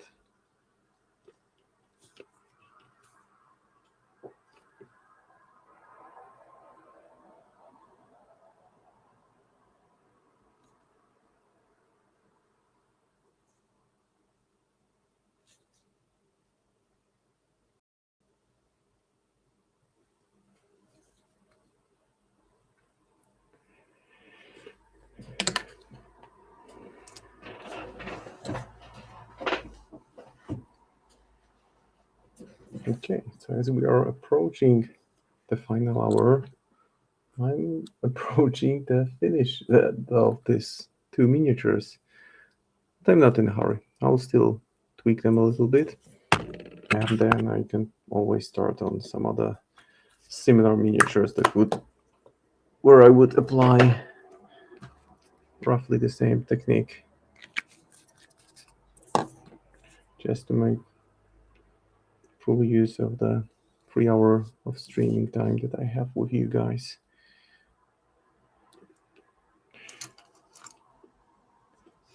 But I think I've said it before that next time I will continue with this same keyword. But I will start working on the totem model. So Mr. Mordrake. And right now I'm just applying some light touch-ups on the metallic parts.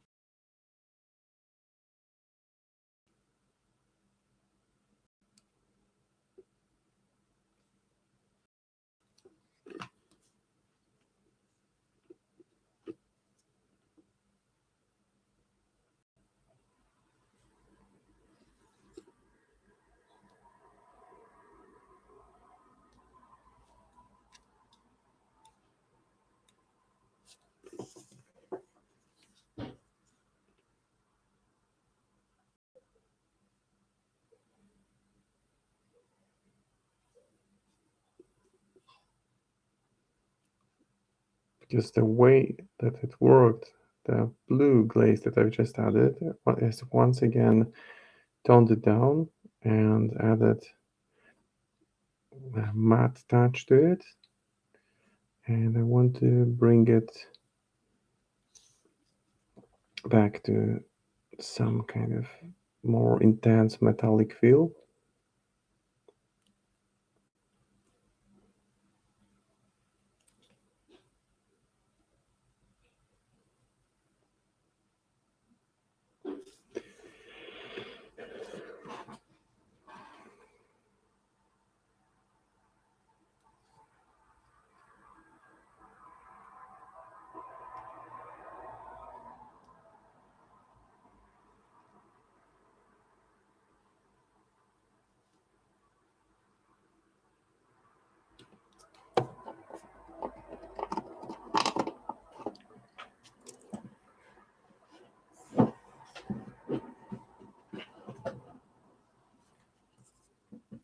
I think I can still add a little bit more on this one.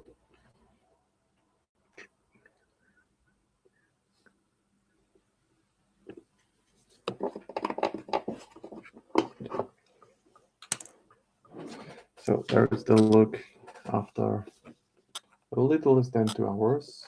Let me just get a good angle on them. Actually, speaking of angles, maybe I will lower my camera slightly and hold them like that.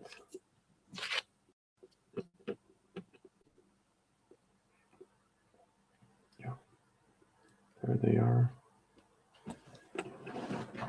Well, a bit blurry. Let me kind of adjust the view. Maybe it will be better if I focus on one at a time. Yeah, it seems better. Although there is still a bit of blur, but not too bad. Right, next point would be, once again, a bit of overbrush. I will use off-white shade, which is aka ivory color. And this time I will very lightly work on the base and a little bit on the clothes again, just to bring back this feel of texture that I've had there before. So first off, the base.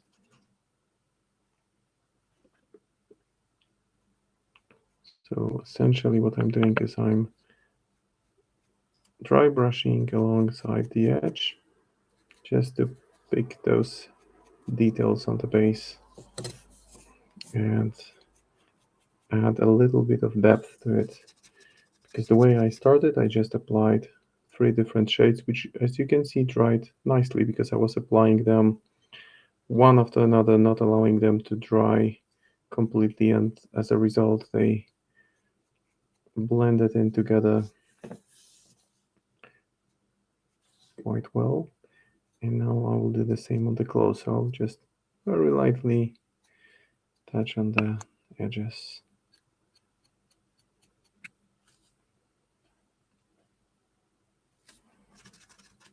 Want to make sure that there is very little paint on the brush.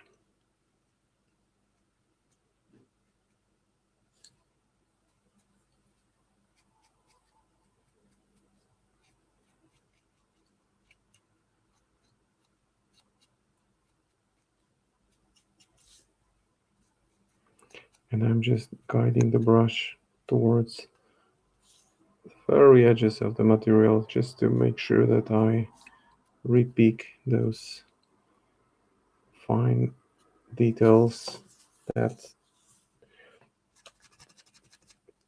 the result is that the miniature has seemingly more depth to it and the impact is immediate. So let's do the same on the other guy. Well, the other guy, we never know whether it's a he or she. So let's just do it on the other spectre, Brocken Spectre.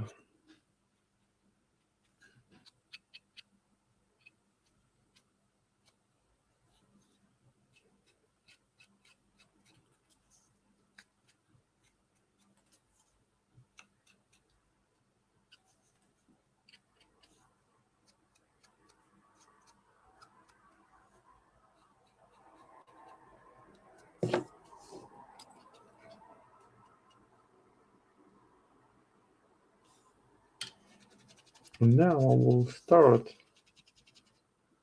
No, I won't. I will do it in a second. Because first I want to establish some sense of order. So let me just put them aside for a second.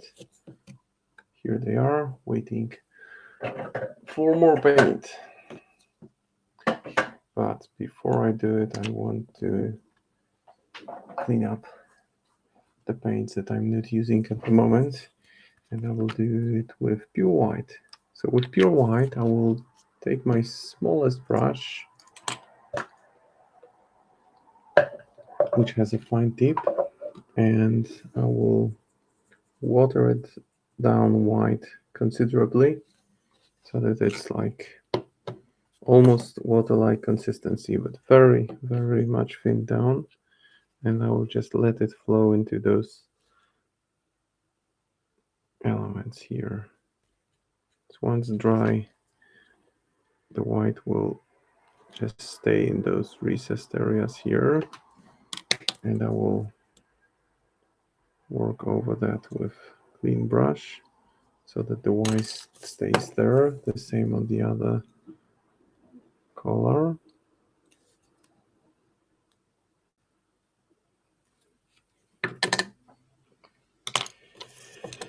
And now a little bit of dry brush.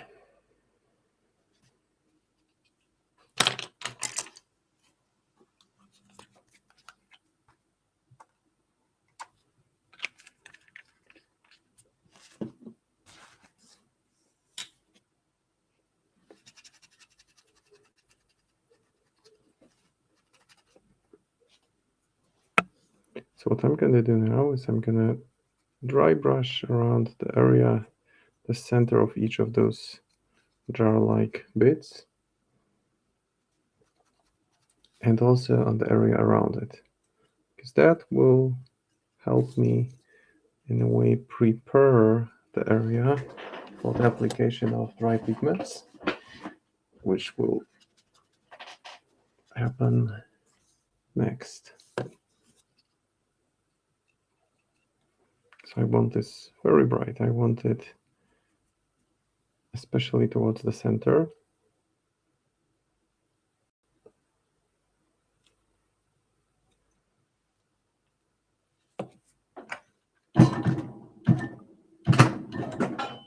Just needed to lower my desk a little bit to get a better angle of it.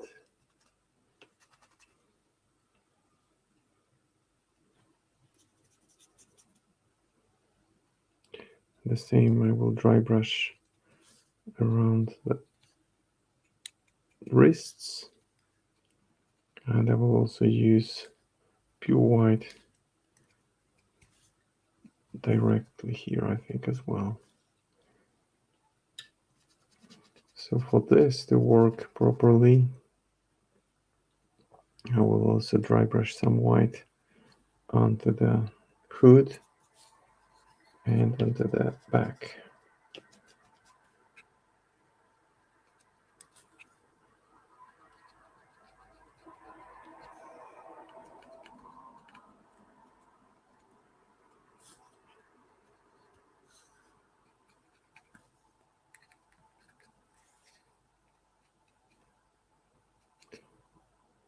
So the upper part will be illuminated by two different types of lightning, purple and blue.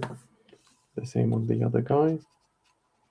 Now we need to think of how to incorporate those object source lighting effects onto other miniatures, because I wanted to have some kind of structure and coherence across the whole keyword.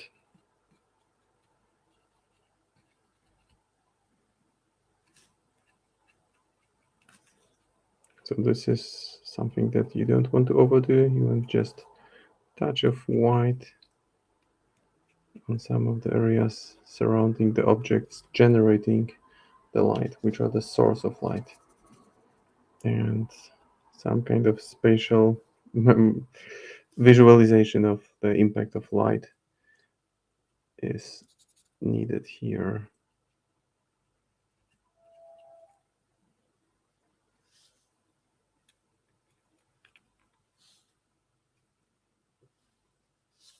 I think I might do the same on the bases, so I will also dry brush around those pods that seem to be attached to the ground.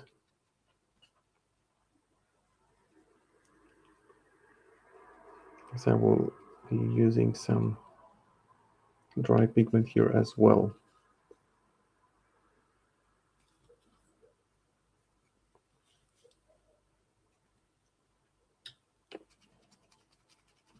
So 1 more hour in the stream and these guys will be ready within next 15 to 20 minutes, I think, which is not bad. But I still have other plans for the remainder of the stream, so don't worry about that. There are a couple of other miniatures that I have prepared, and I prepared them just in case I finish those earlier, because I had thought that the approach I had in mind would allow for a fairly quick result.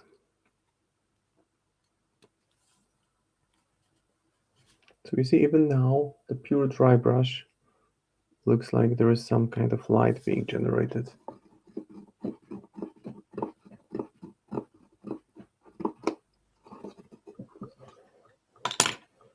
Now I will thin down a little bit of white.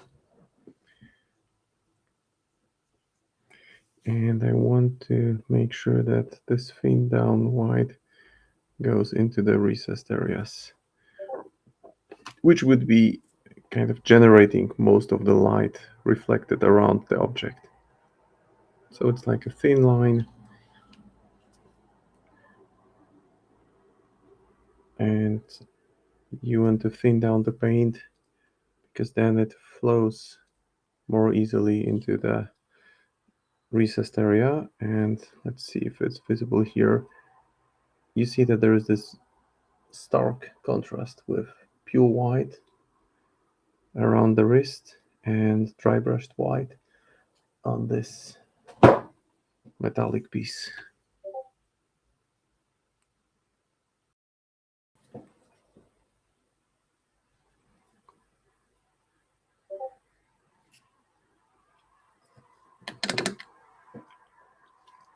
The same will happen on the other guy.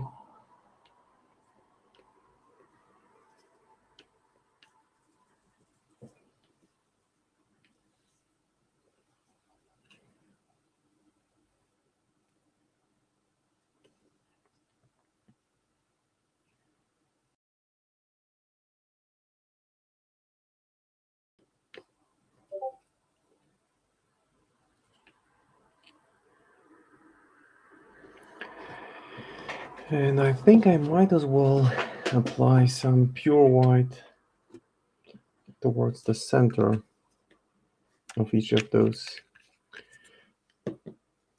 jars or containers or whatever that is. So thin it down a little bit and just add it towards the center of each one.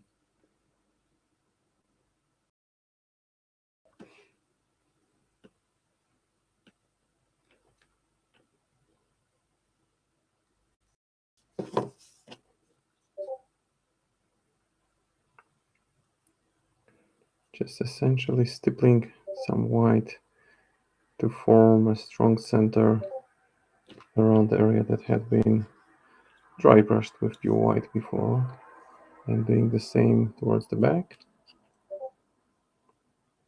Looks a bit messy now, but trust me, there is good reason for it to be like that at this point in time in the process. So we are now almost ready to move into the final fun part for these two guys. Let me just put them. So those glowy elements don't look great now, right? They look a bit off. They look like the white is kind of forced through and stands in too much contrast compared to the area around it. But we'll fix that. We'll fix that. Let me just prepare the key paints that I will be using for this.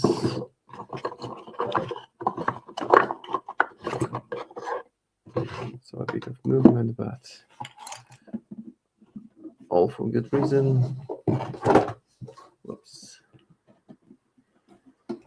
I think I will use two colors, and I'm just hesitating whether I should go with purple or magenta. I think I will go with magenta.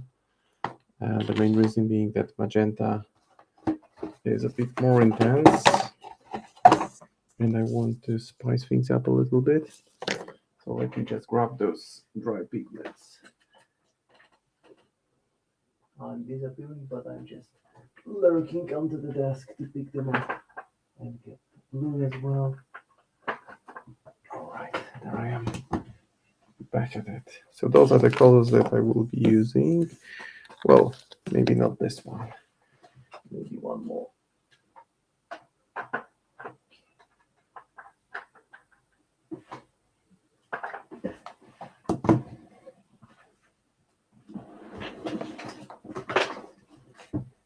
Alright, there they are.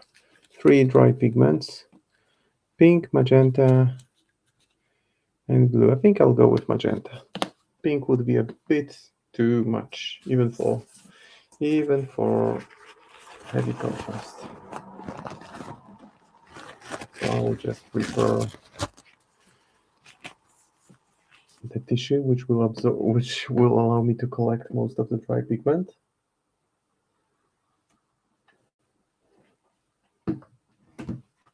And here they are. So let me start with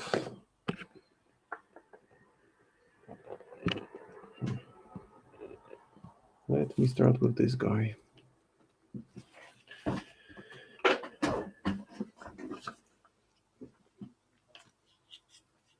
think I'll go with magenta first.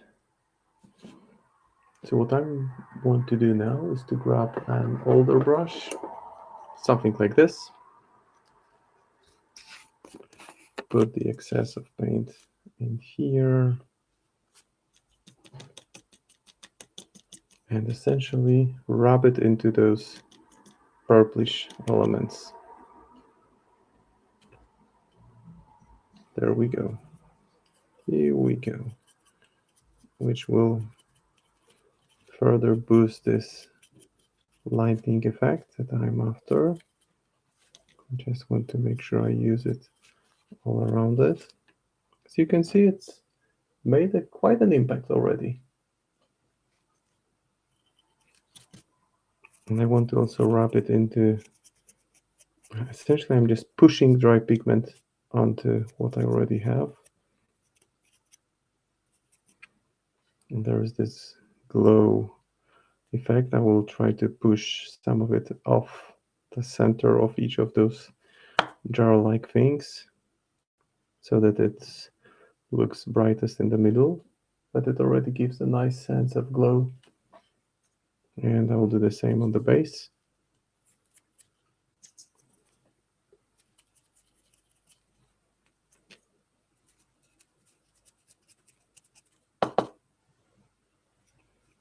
It's not a problem that it covers partly the rim of the base. It's clearly visible where I can reapply black to fix that. It won't be an issue. So you see there is this light on the base as well. Now, before I move to the other one, I'll just remove the excess from the middle. Maybe touch it up a little bit more.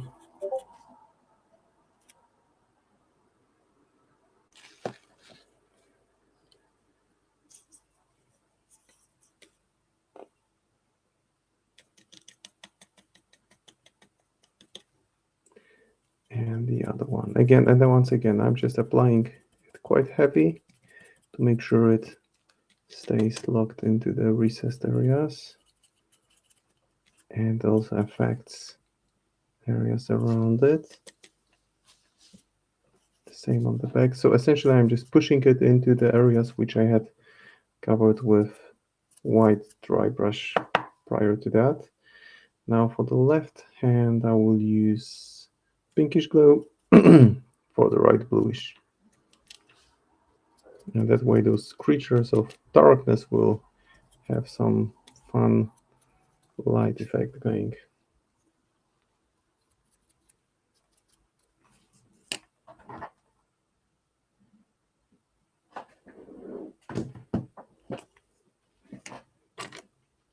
And if I put too much on the hand, I can just move it away easily at this point because it's not paint really, it's powder. So it's easy to move it around. And the way to make it stick is to spray over it with varnish, and that allows it to stick to the miniature.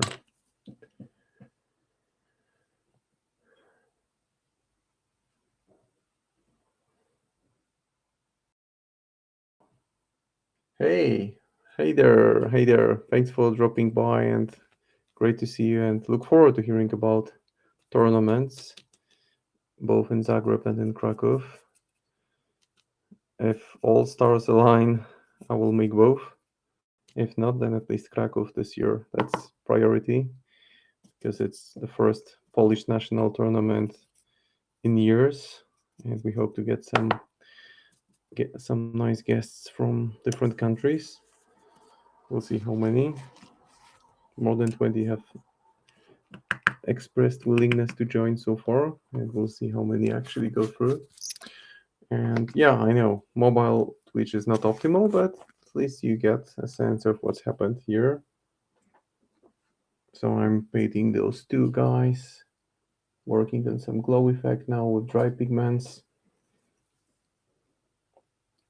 And now moving to blue, because it will be partly blue, part magenta, part blue.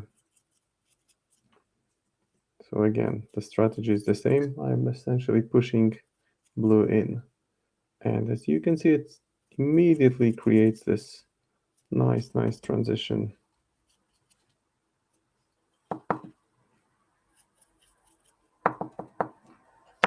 And I will do the same on the cuffs on his left hand. Push a little bit too much of it. I'll need to work on it and have it back in a second. I think that's enough on this one. I'll just push it away a little bit.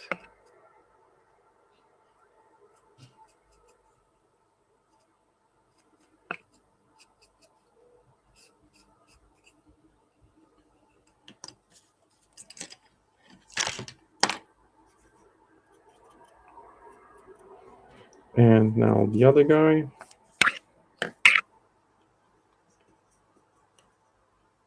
And we still have plenty of time, which is great because I can start working on some other dark miniatures. And again, applying it heavily because I know I can remove the excess fairly easily at this point.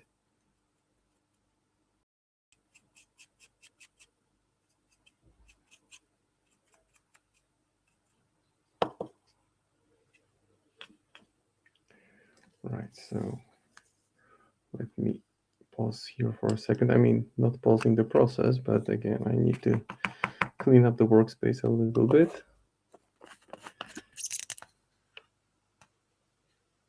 Okay, the pigments go to the side, and those go in. Some cleanup operation, and I'm ready to continue. And I'll show you guys the kind of result I have on them for the time being, because it's not the final result. I will just repaint the rims of the bases with pure black.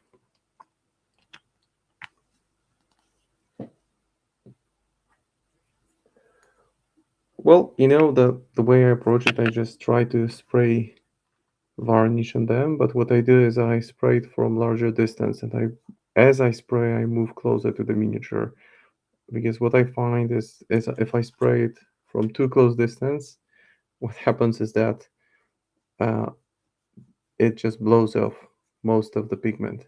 So if you do it very carefully and spray lightly from like 30 centimeters, moving gradually closer, then it should be fine. I mean, I've done it in the past and it worked, so don't expect why it wouldn't work here.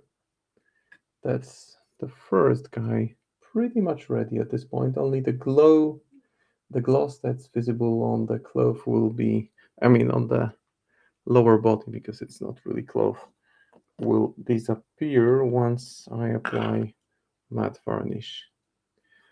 But it's true, it's a bit of trial and error, and I would suggest just taking some plastic sprues that you have as leftover from boxes that of miniatures that you worked on, and try dry pigments and keeping it on the surface, on at least base coated surface, and spray some varnish from distance, moving gradually closer.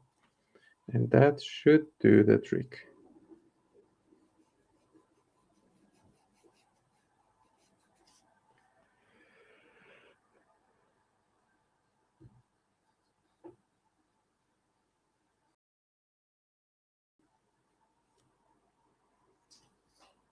Okay. Now, I'll show you both guys in a second. Just need to clean the brush. And we still have plenty of time left, 45 minutes. I'm gonna use that time well and start work on something else from this keyboard. But what we have here, just to give you a bit of an overview and summary, those are the two miniatures that I've been working on for past 2 hours and 15 minutes. A bit blurry, so maybe I will take them one by one. That's the first guy. I mean, that's the first creature. I think it's kind of interesting because I've tried to put blue on the left side, magenta on the right.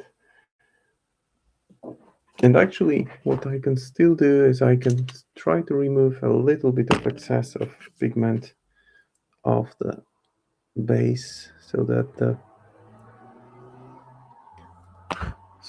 the silver shows through. But now I need to reapply the black, obviously. But I will just dab it a little bit onto those and maybe bring a bit more visibility to the silvery elements. Reapply black to the rim of the base. So that was the first guy, and that's the other guy. That's the other creature. Both looking mean. And the idea was to have those chains with a trace of blue to them so that they combine well with the other elements. Yeah, I will keep on painting. I still have some miniatures to work on. So these will go to the side. I just need holders for the other two, or maybe three. I'll just put three more and start working them. Let's see, maybe it will carry over into the next stream. Well, not necessarily, because actually for the next stream, my intention is to paint Mr. Mordrake. So the bottom of this master. Let me just reorganize things real quick. And we'll have three more critters. So once again, those are the two that I have painted.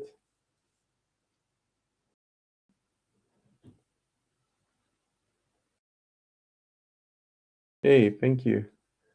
Thank you. Glad you like them. And it's once you have the practice in, and I've painted using this technique a few times before, makes things way faster. So now I will switch to the other three, which are, what are they called? They are called Nocturnes. So the scheme runners for the crew. So this is an artwork for one of them from the box. And very dark, right? Very dark creatures with only some lighter elements on the clothes. But I think that there is some nice opportunity for nice glow effects on them as well. So for them, I will paint them to match the Brocken Spectres. And what I will do, so these elements will be glowy, like those additional growths on them, maybe the kind of fur on the back. And also here on this ant-like, well, insectoid-like, there is some nice potential for more glow. So again, dark bodies with glowy elements and maybe glowy eyes. What will make it a bit tougher is that all three have different bases, but it's not really a problem. Nothing that I can't work around. So what I'll start with black.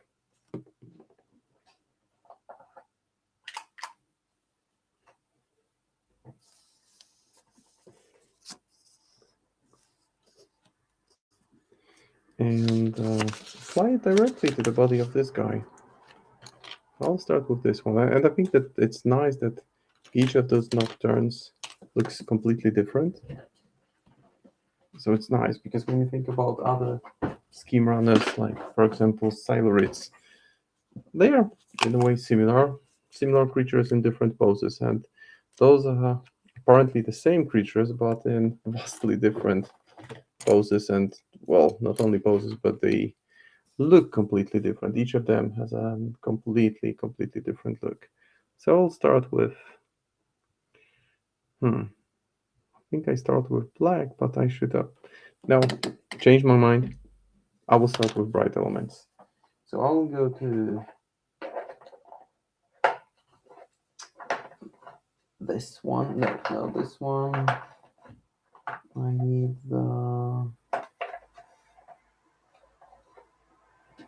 palette bone again, and I will apply it to teeth, clothes, their teeth and their clothes. So the elements which will be kind of bone-like eventually. So just lightly applying them.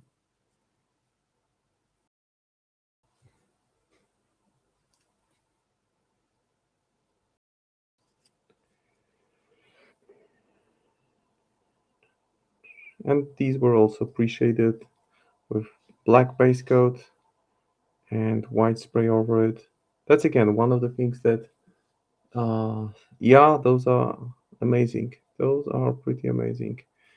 So once again, this is another of those techniques which can be used to well, to paint faster, essentially. To paint faster, and if you use contrast paints combined with acrylic paints, then you're bound to get things done faster. This guy has only clothes on its pose.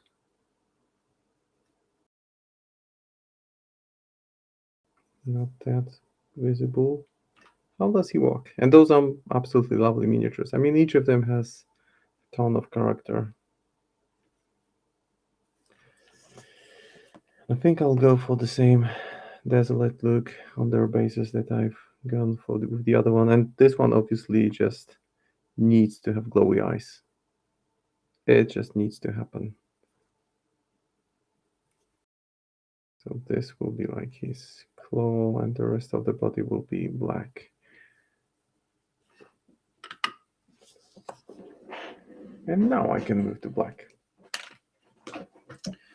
But let's wait. Maybe I will mark the areas which I want to be glowy with pre-shade of fluorescent purple, just to, organize my work better. So again, one way of applying speed painting principles is to have a plan, and I'm going to stick to the plan, not just be spontaneous here. So this little guy, or this little creature, those are the elements that clearly would look great if I apply object source lighting. So I'm just going to base coat them with a layer of fluo purple, and that fluo purple will eventually become this kind of glowy magenta that I have on these guys.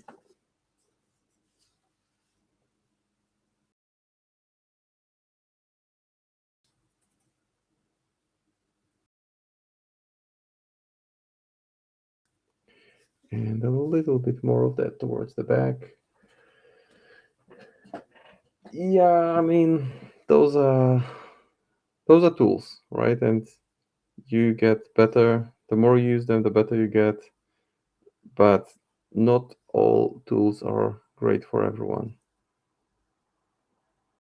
And I mean, I could probably achieve a better effect faster with proficient use of airbrush, but I don't use airbrush. And also, I think that airbrush would be a bit difficult to showcase in a painting stream. I would need to change my video setup. Now for this guy, so the mane on the back, I think that's a neat idea to have it glowy. And I can already pre-shade it with fluo purple. Once again, the color looks kind of bland at this point, but it's just essentially to map out the areas which will be followed up on.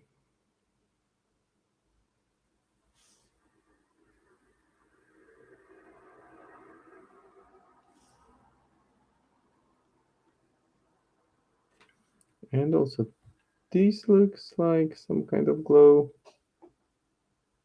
So yeah, there will be a few places which will resonate with more light that will add a lot of dynamics, because when you visualize it, when I visualize it at this point,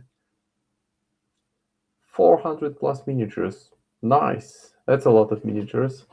So when I visualize it, I think that the parts which are white now will be dark black.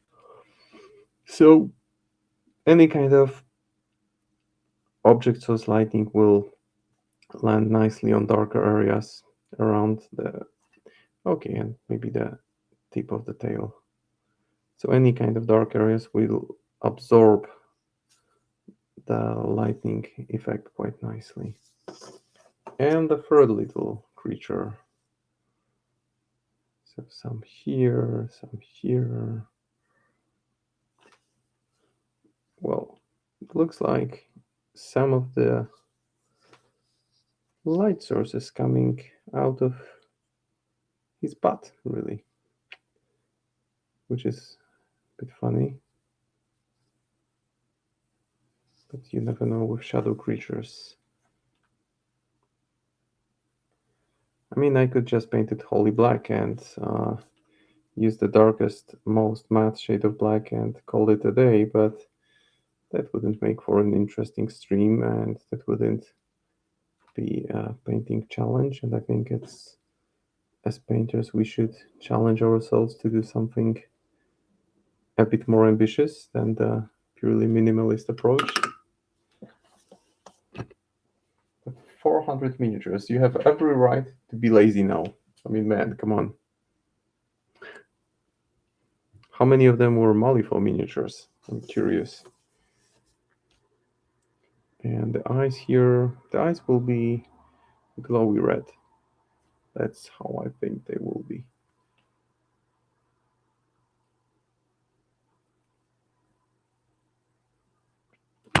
Right. Time to apply some black. So once again, using the old trusted color that has worked so well for other black elements, which is green black from speed paint range.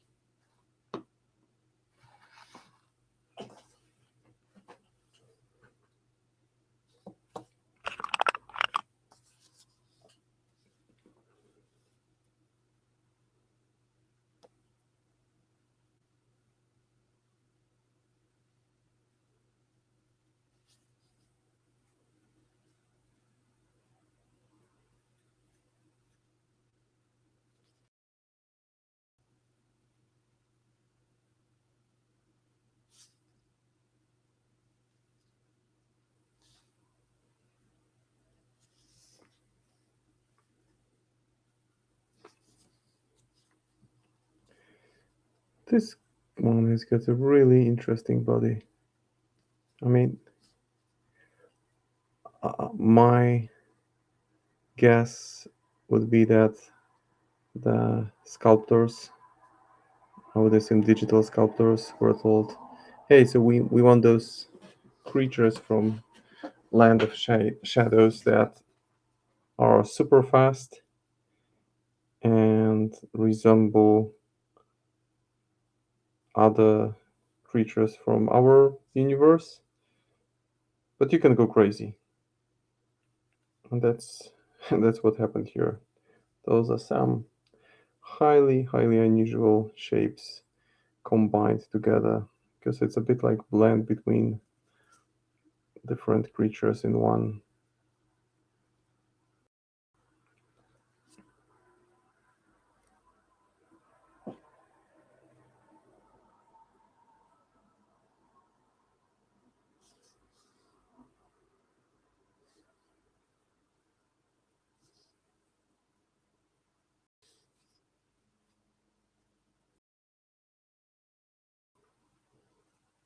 I'll switch to a slightly smaller brush now.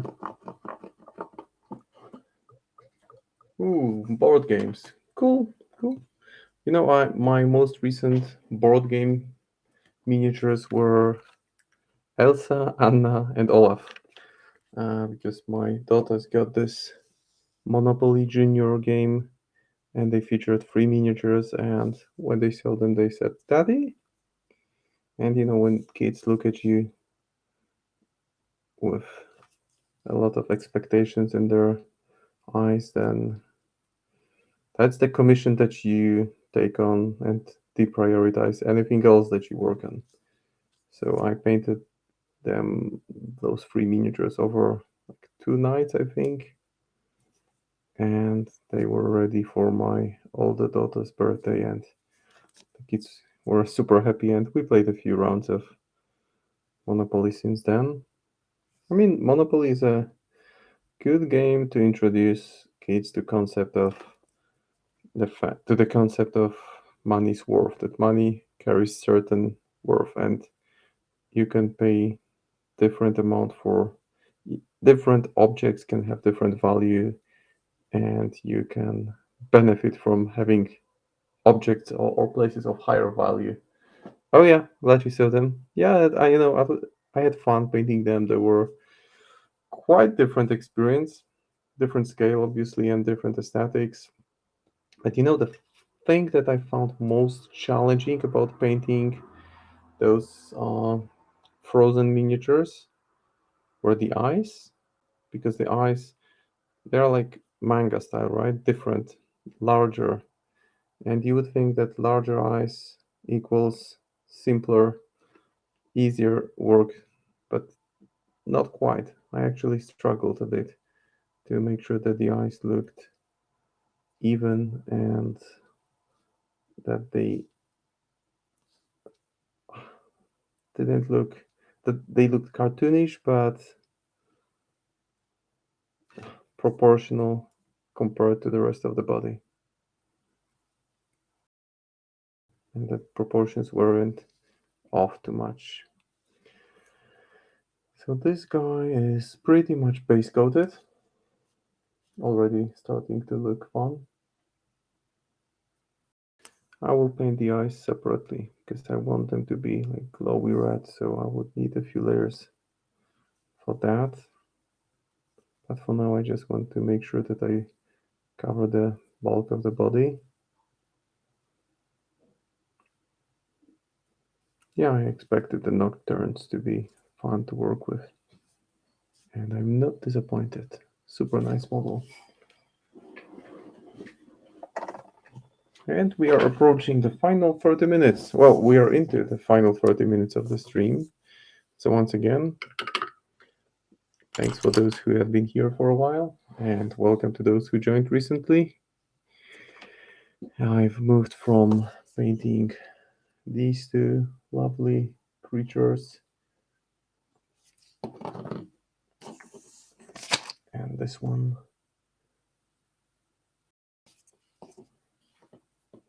And now I'm working on those guys. So again, covering the main body, the bulk of the body with pure black. And next week, because this time I'm will be streaming next week too, because it's the last Tuesday of the month, so I will be painting one more time in May, and I will be working on Mr. Mordrake on the totem of English Ivan, and he has oversized body, some kind of tentacles instead of feet, and it will be fun. It will be fun for sure.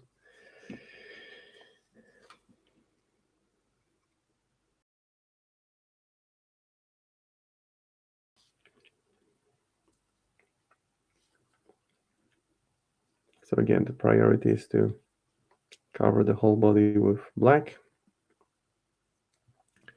Once the paint levels and dries properly, it will create some kind of contrast between recessed areas and raised areas. And I will give it then a light overbrush and start working on those purple elements to make them glow properly. Because that's the idea, that these models will look nice and coherent when they are approached similarly in terms of colors used and order in which the colors are applied.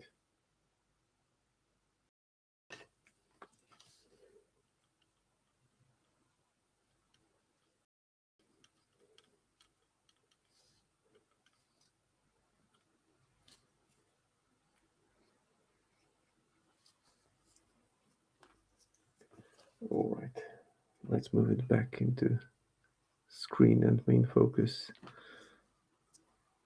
And tomorrow there is another stream. So those of you who want to see some wacky stuff, make sure to tune in to Twitch. Same time tomorrow. It's Dark's time. So Guslada, Dark, also known as Guslada, he will be painting something wacky, something that moves a lot and creates chaos, and is probably the ultimate scheming master right now. I mean, arguably, because that depends on obviously on the crew build, but as for master that can be super efficient in strategies like carve a path, this is the one. And I'm not gonna say more because I don't want to spoil it. It's something for sure. Well, another one of the newly released models, and I love that model. It's essentially the model that Doug will be working on. It's like a mini diorama on a game size based.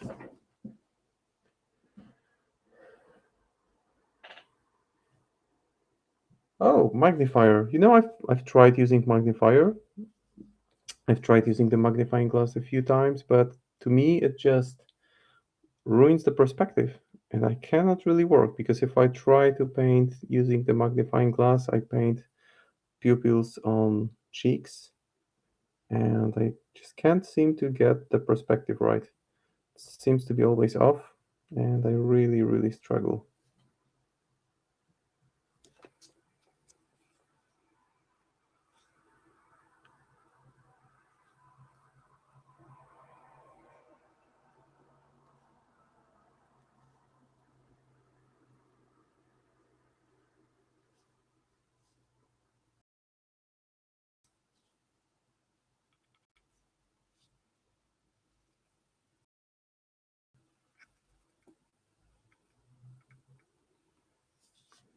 This one looks like a mix between panther and lion and some kind of insect. Hard to say. Painting eyes is, again, it's a matter of practice. And the kind of thing, the one thing that makes painting eyes for Neverborn or Razors a bit easier is that you don't need pupils in many of them because those are either unnatural glowy eyes or zombie eyes and makes it a little bit easier. So again, I'm just overloading the miniatures with black using green black, green black. That's the one that I'm using from Speed Paint range, which is perfect for giving this base color of pre-shaded black on bright base coat, obviously. I haven't used the new Citadel contrast because they've, well, it's not recent, it's several months ago, they expanded their contrast range, and apparently there is one black which is supposed to be the kind of black that you can use as base coat for weapons or metallic elements. But I haven't used it. I do use contrast paints from Citadel range and some other paints, but I just find them expensive compared to other products which have very similar use and are way cheaper and last much longer.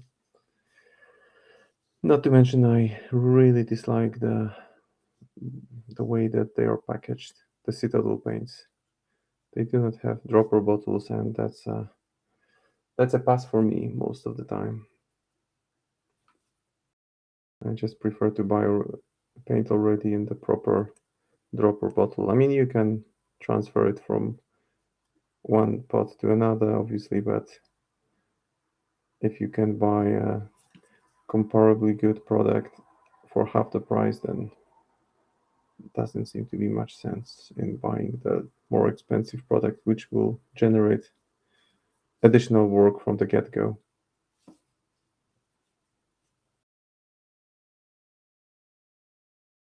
So once I'm done with the stream, I will open the window and spray some varnish onto the miniatures that I had painted completely, the Brocken Spectres. I won't be posting new pictures on my Instagram tomorrow because tomorrow is my office day, so I'll be back home late. I'll do that on Thursday. I expect to do it Thursday because I try to take pictures in the afternoon hours when it's sunny, when the light is not that strong, and I can just go to the balcony and take decent pictures. Because in artificial lighting, it's really hard to get a good sense of what the miniature looks like. Any idea what masters you'll be using at the Krakow tourney and what are you playing now? So now I'm playing mostly Castor. Castor Fervent. I played like 7-8 games with him and I really enjoy. For now I'm forced to use proxies because we don't have the miniatures yet. They will be released soon. So in Krakow, I will probably be using him, but my staples are Zoraida and Titania. So those two for sure. Maybe Castor if I continue to enjoy playing him. I'm not so sure yet, but definitely Neverborn. Maybe Pandora too as well, because I've yet to have a game with her. I played one game against her and she has potential. I mean, she's still a very powerful master despite some of the nerfs. And I already have all the miniatures. Not I'm still missing the aversions. Except aversions and some additional sorrows, I have all the miniatures for her. But Castor has been fun. Very mobile beater who can be quite survivable and a lot of mm, additional movement that you need to be mindful of to fully take advantage of the keyword ability. Hey, thanks. Glad you like them. Oh yeah, that's my Instagram. Thank you for sharing. And what about you? Do you still play with Ulix and Gremlins, or have you switched factions? I remember a couple of years ago I faced you in the tournament and you were playing Ulix, and can't remember what you were playing last year, but I'm almost sure that it was the Gremlins again.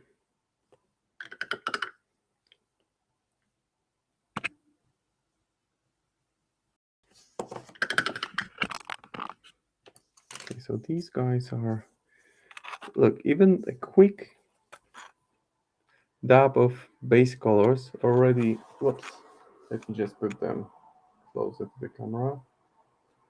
Even a quick dab of colors on these three, and they already look reasonably decent. Can't seem to put them in the right angle. Okay, let's do them one by one.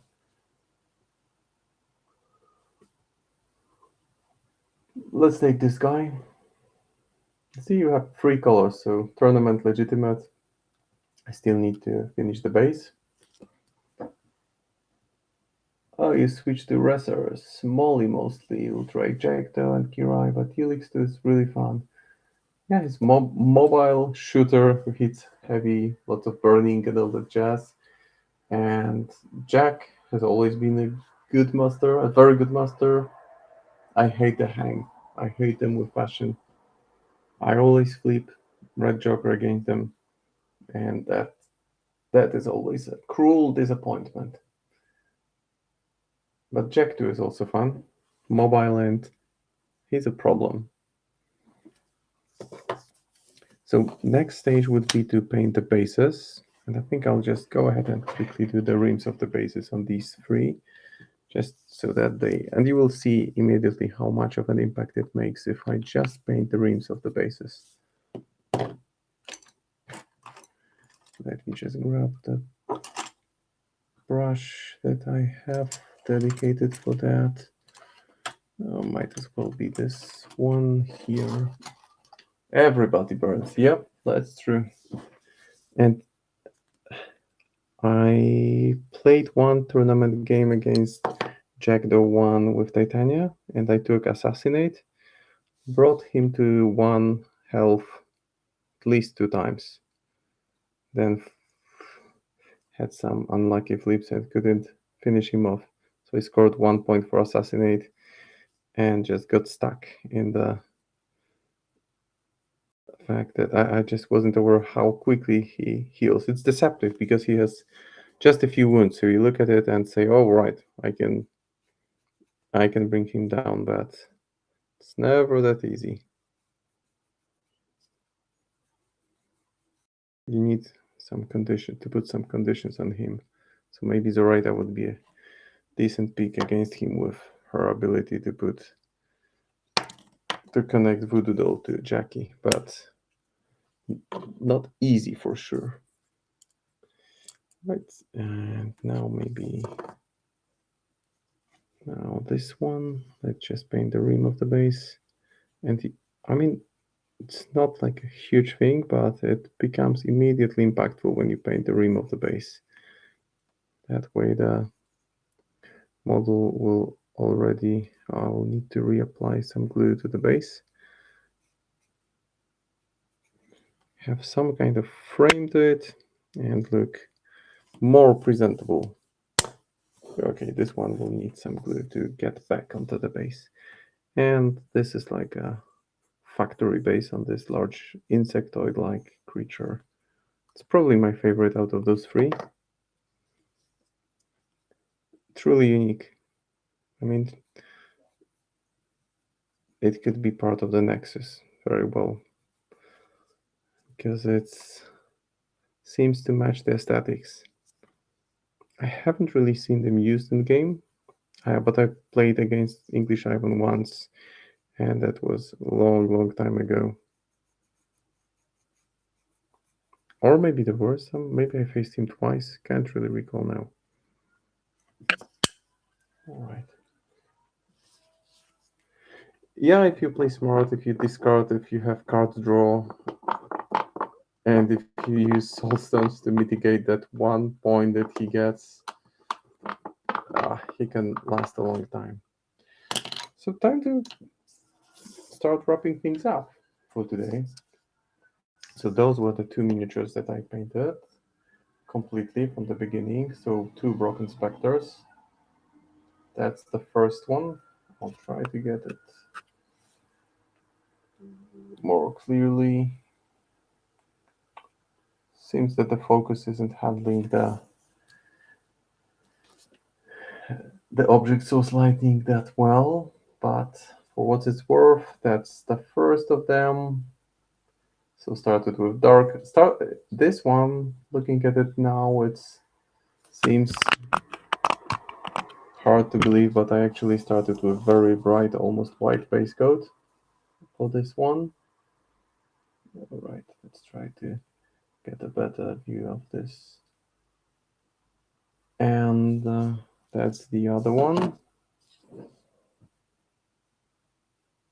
So again, the same technique, and some glow on the base as well, using fluorescent dry pigments, making sure that the chains are nicely highlighted and they contrast well with the dark body.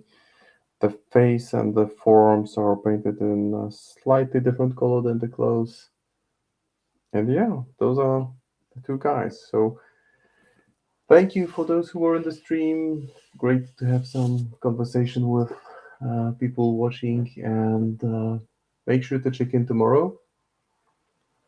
Hey, thank you, and I do encourage using those streams for inspiration, and using those pigments. Really great tool to have in your workspace. Make sure to check out tomorrow's stream. Tomorrow it's time for Doug. He will be painting something fun, something different, from different faction, and I will be painting next week. Next week I will be doing Mr. Mordrake, English Ivan Stoughton. But for tonight, that's all for me. It's been a pleasure, and I already look forward to my next stream. And thank you guys. Have a great rest of the day, night, wherever you are, or morning. Take care, everyone. Keep on happy painting, and see you soon. Bye bye.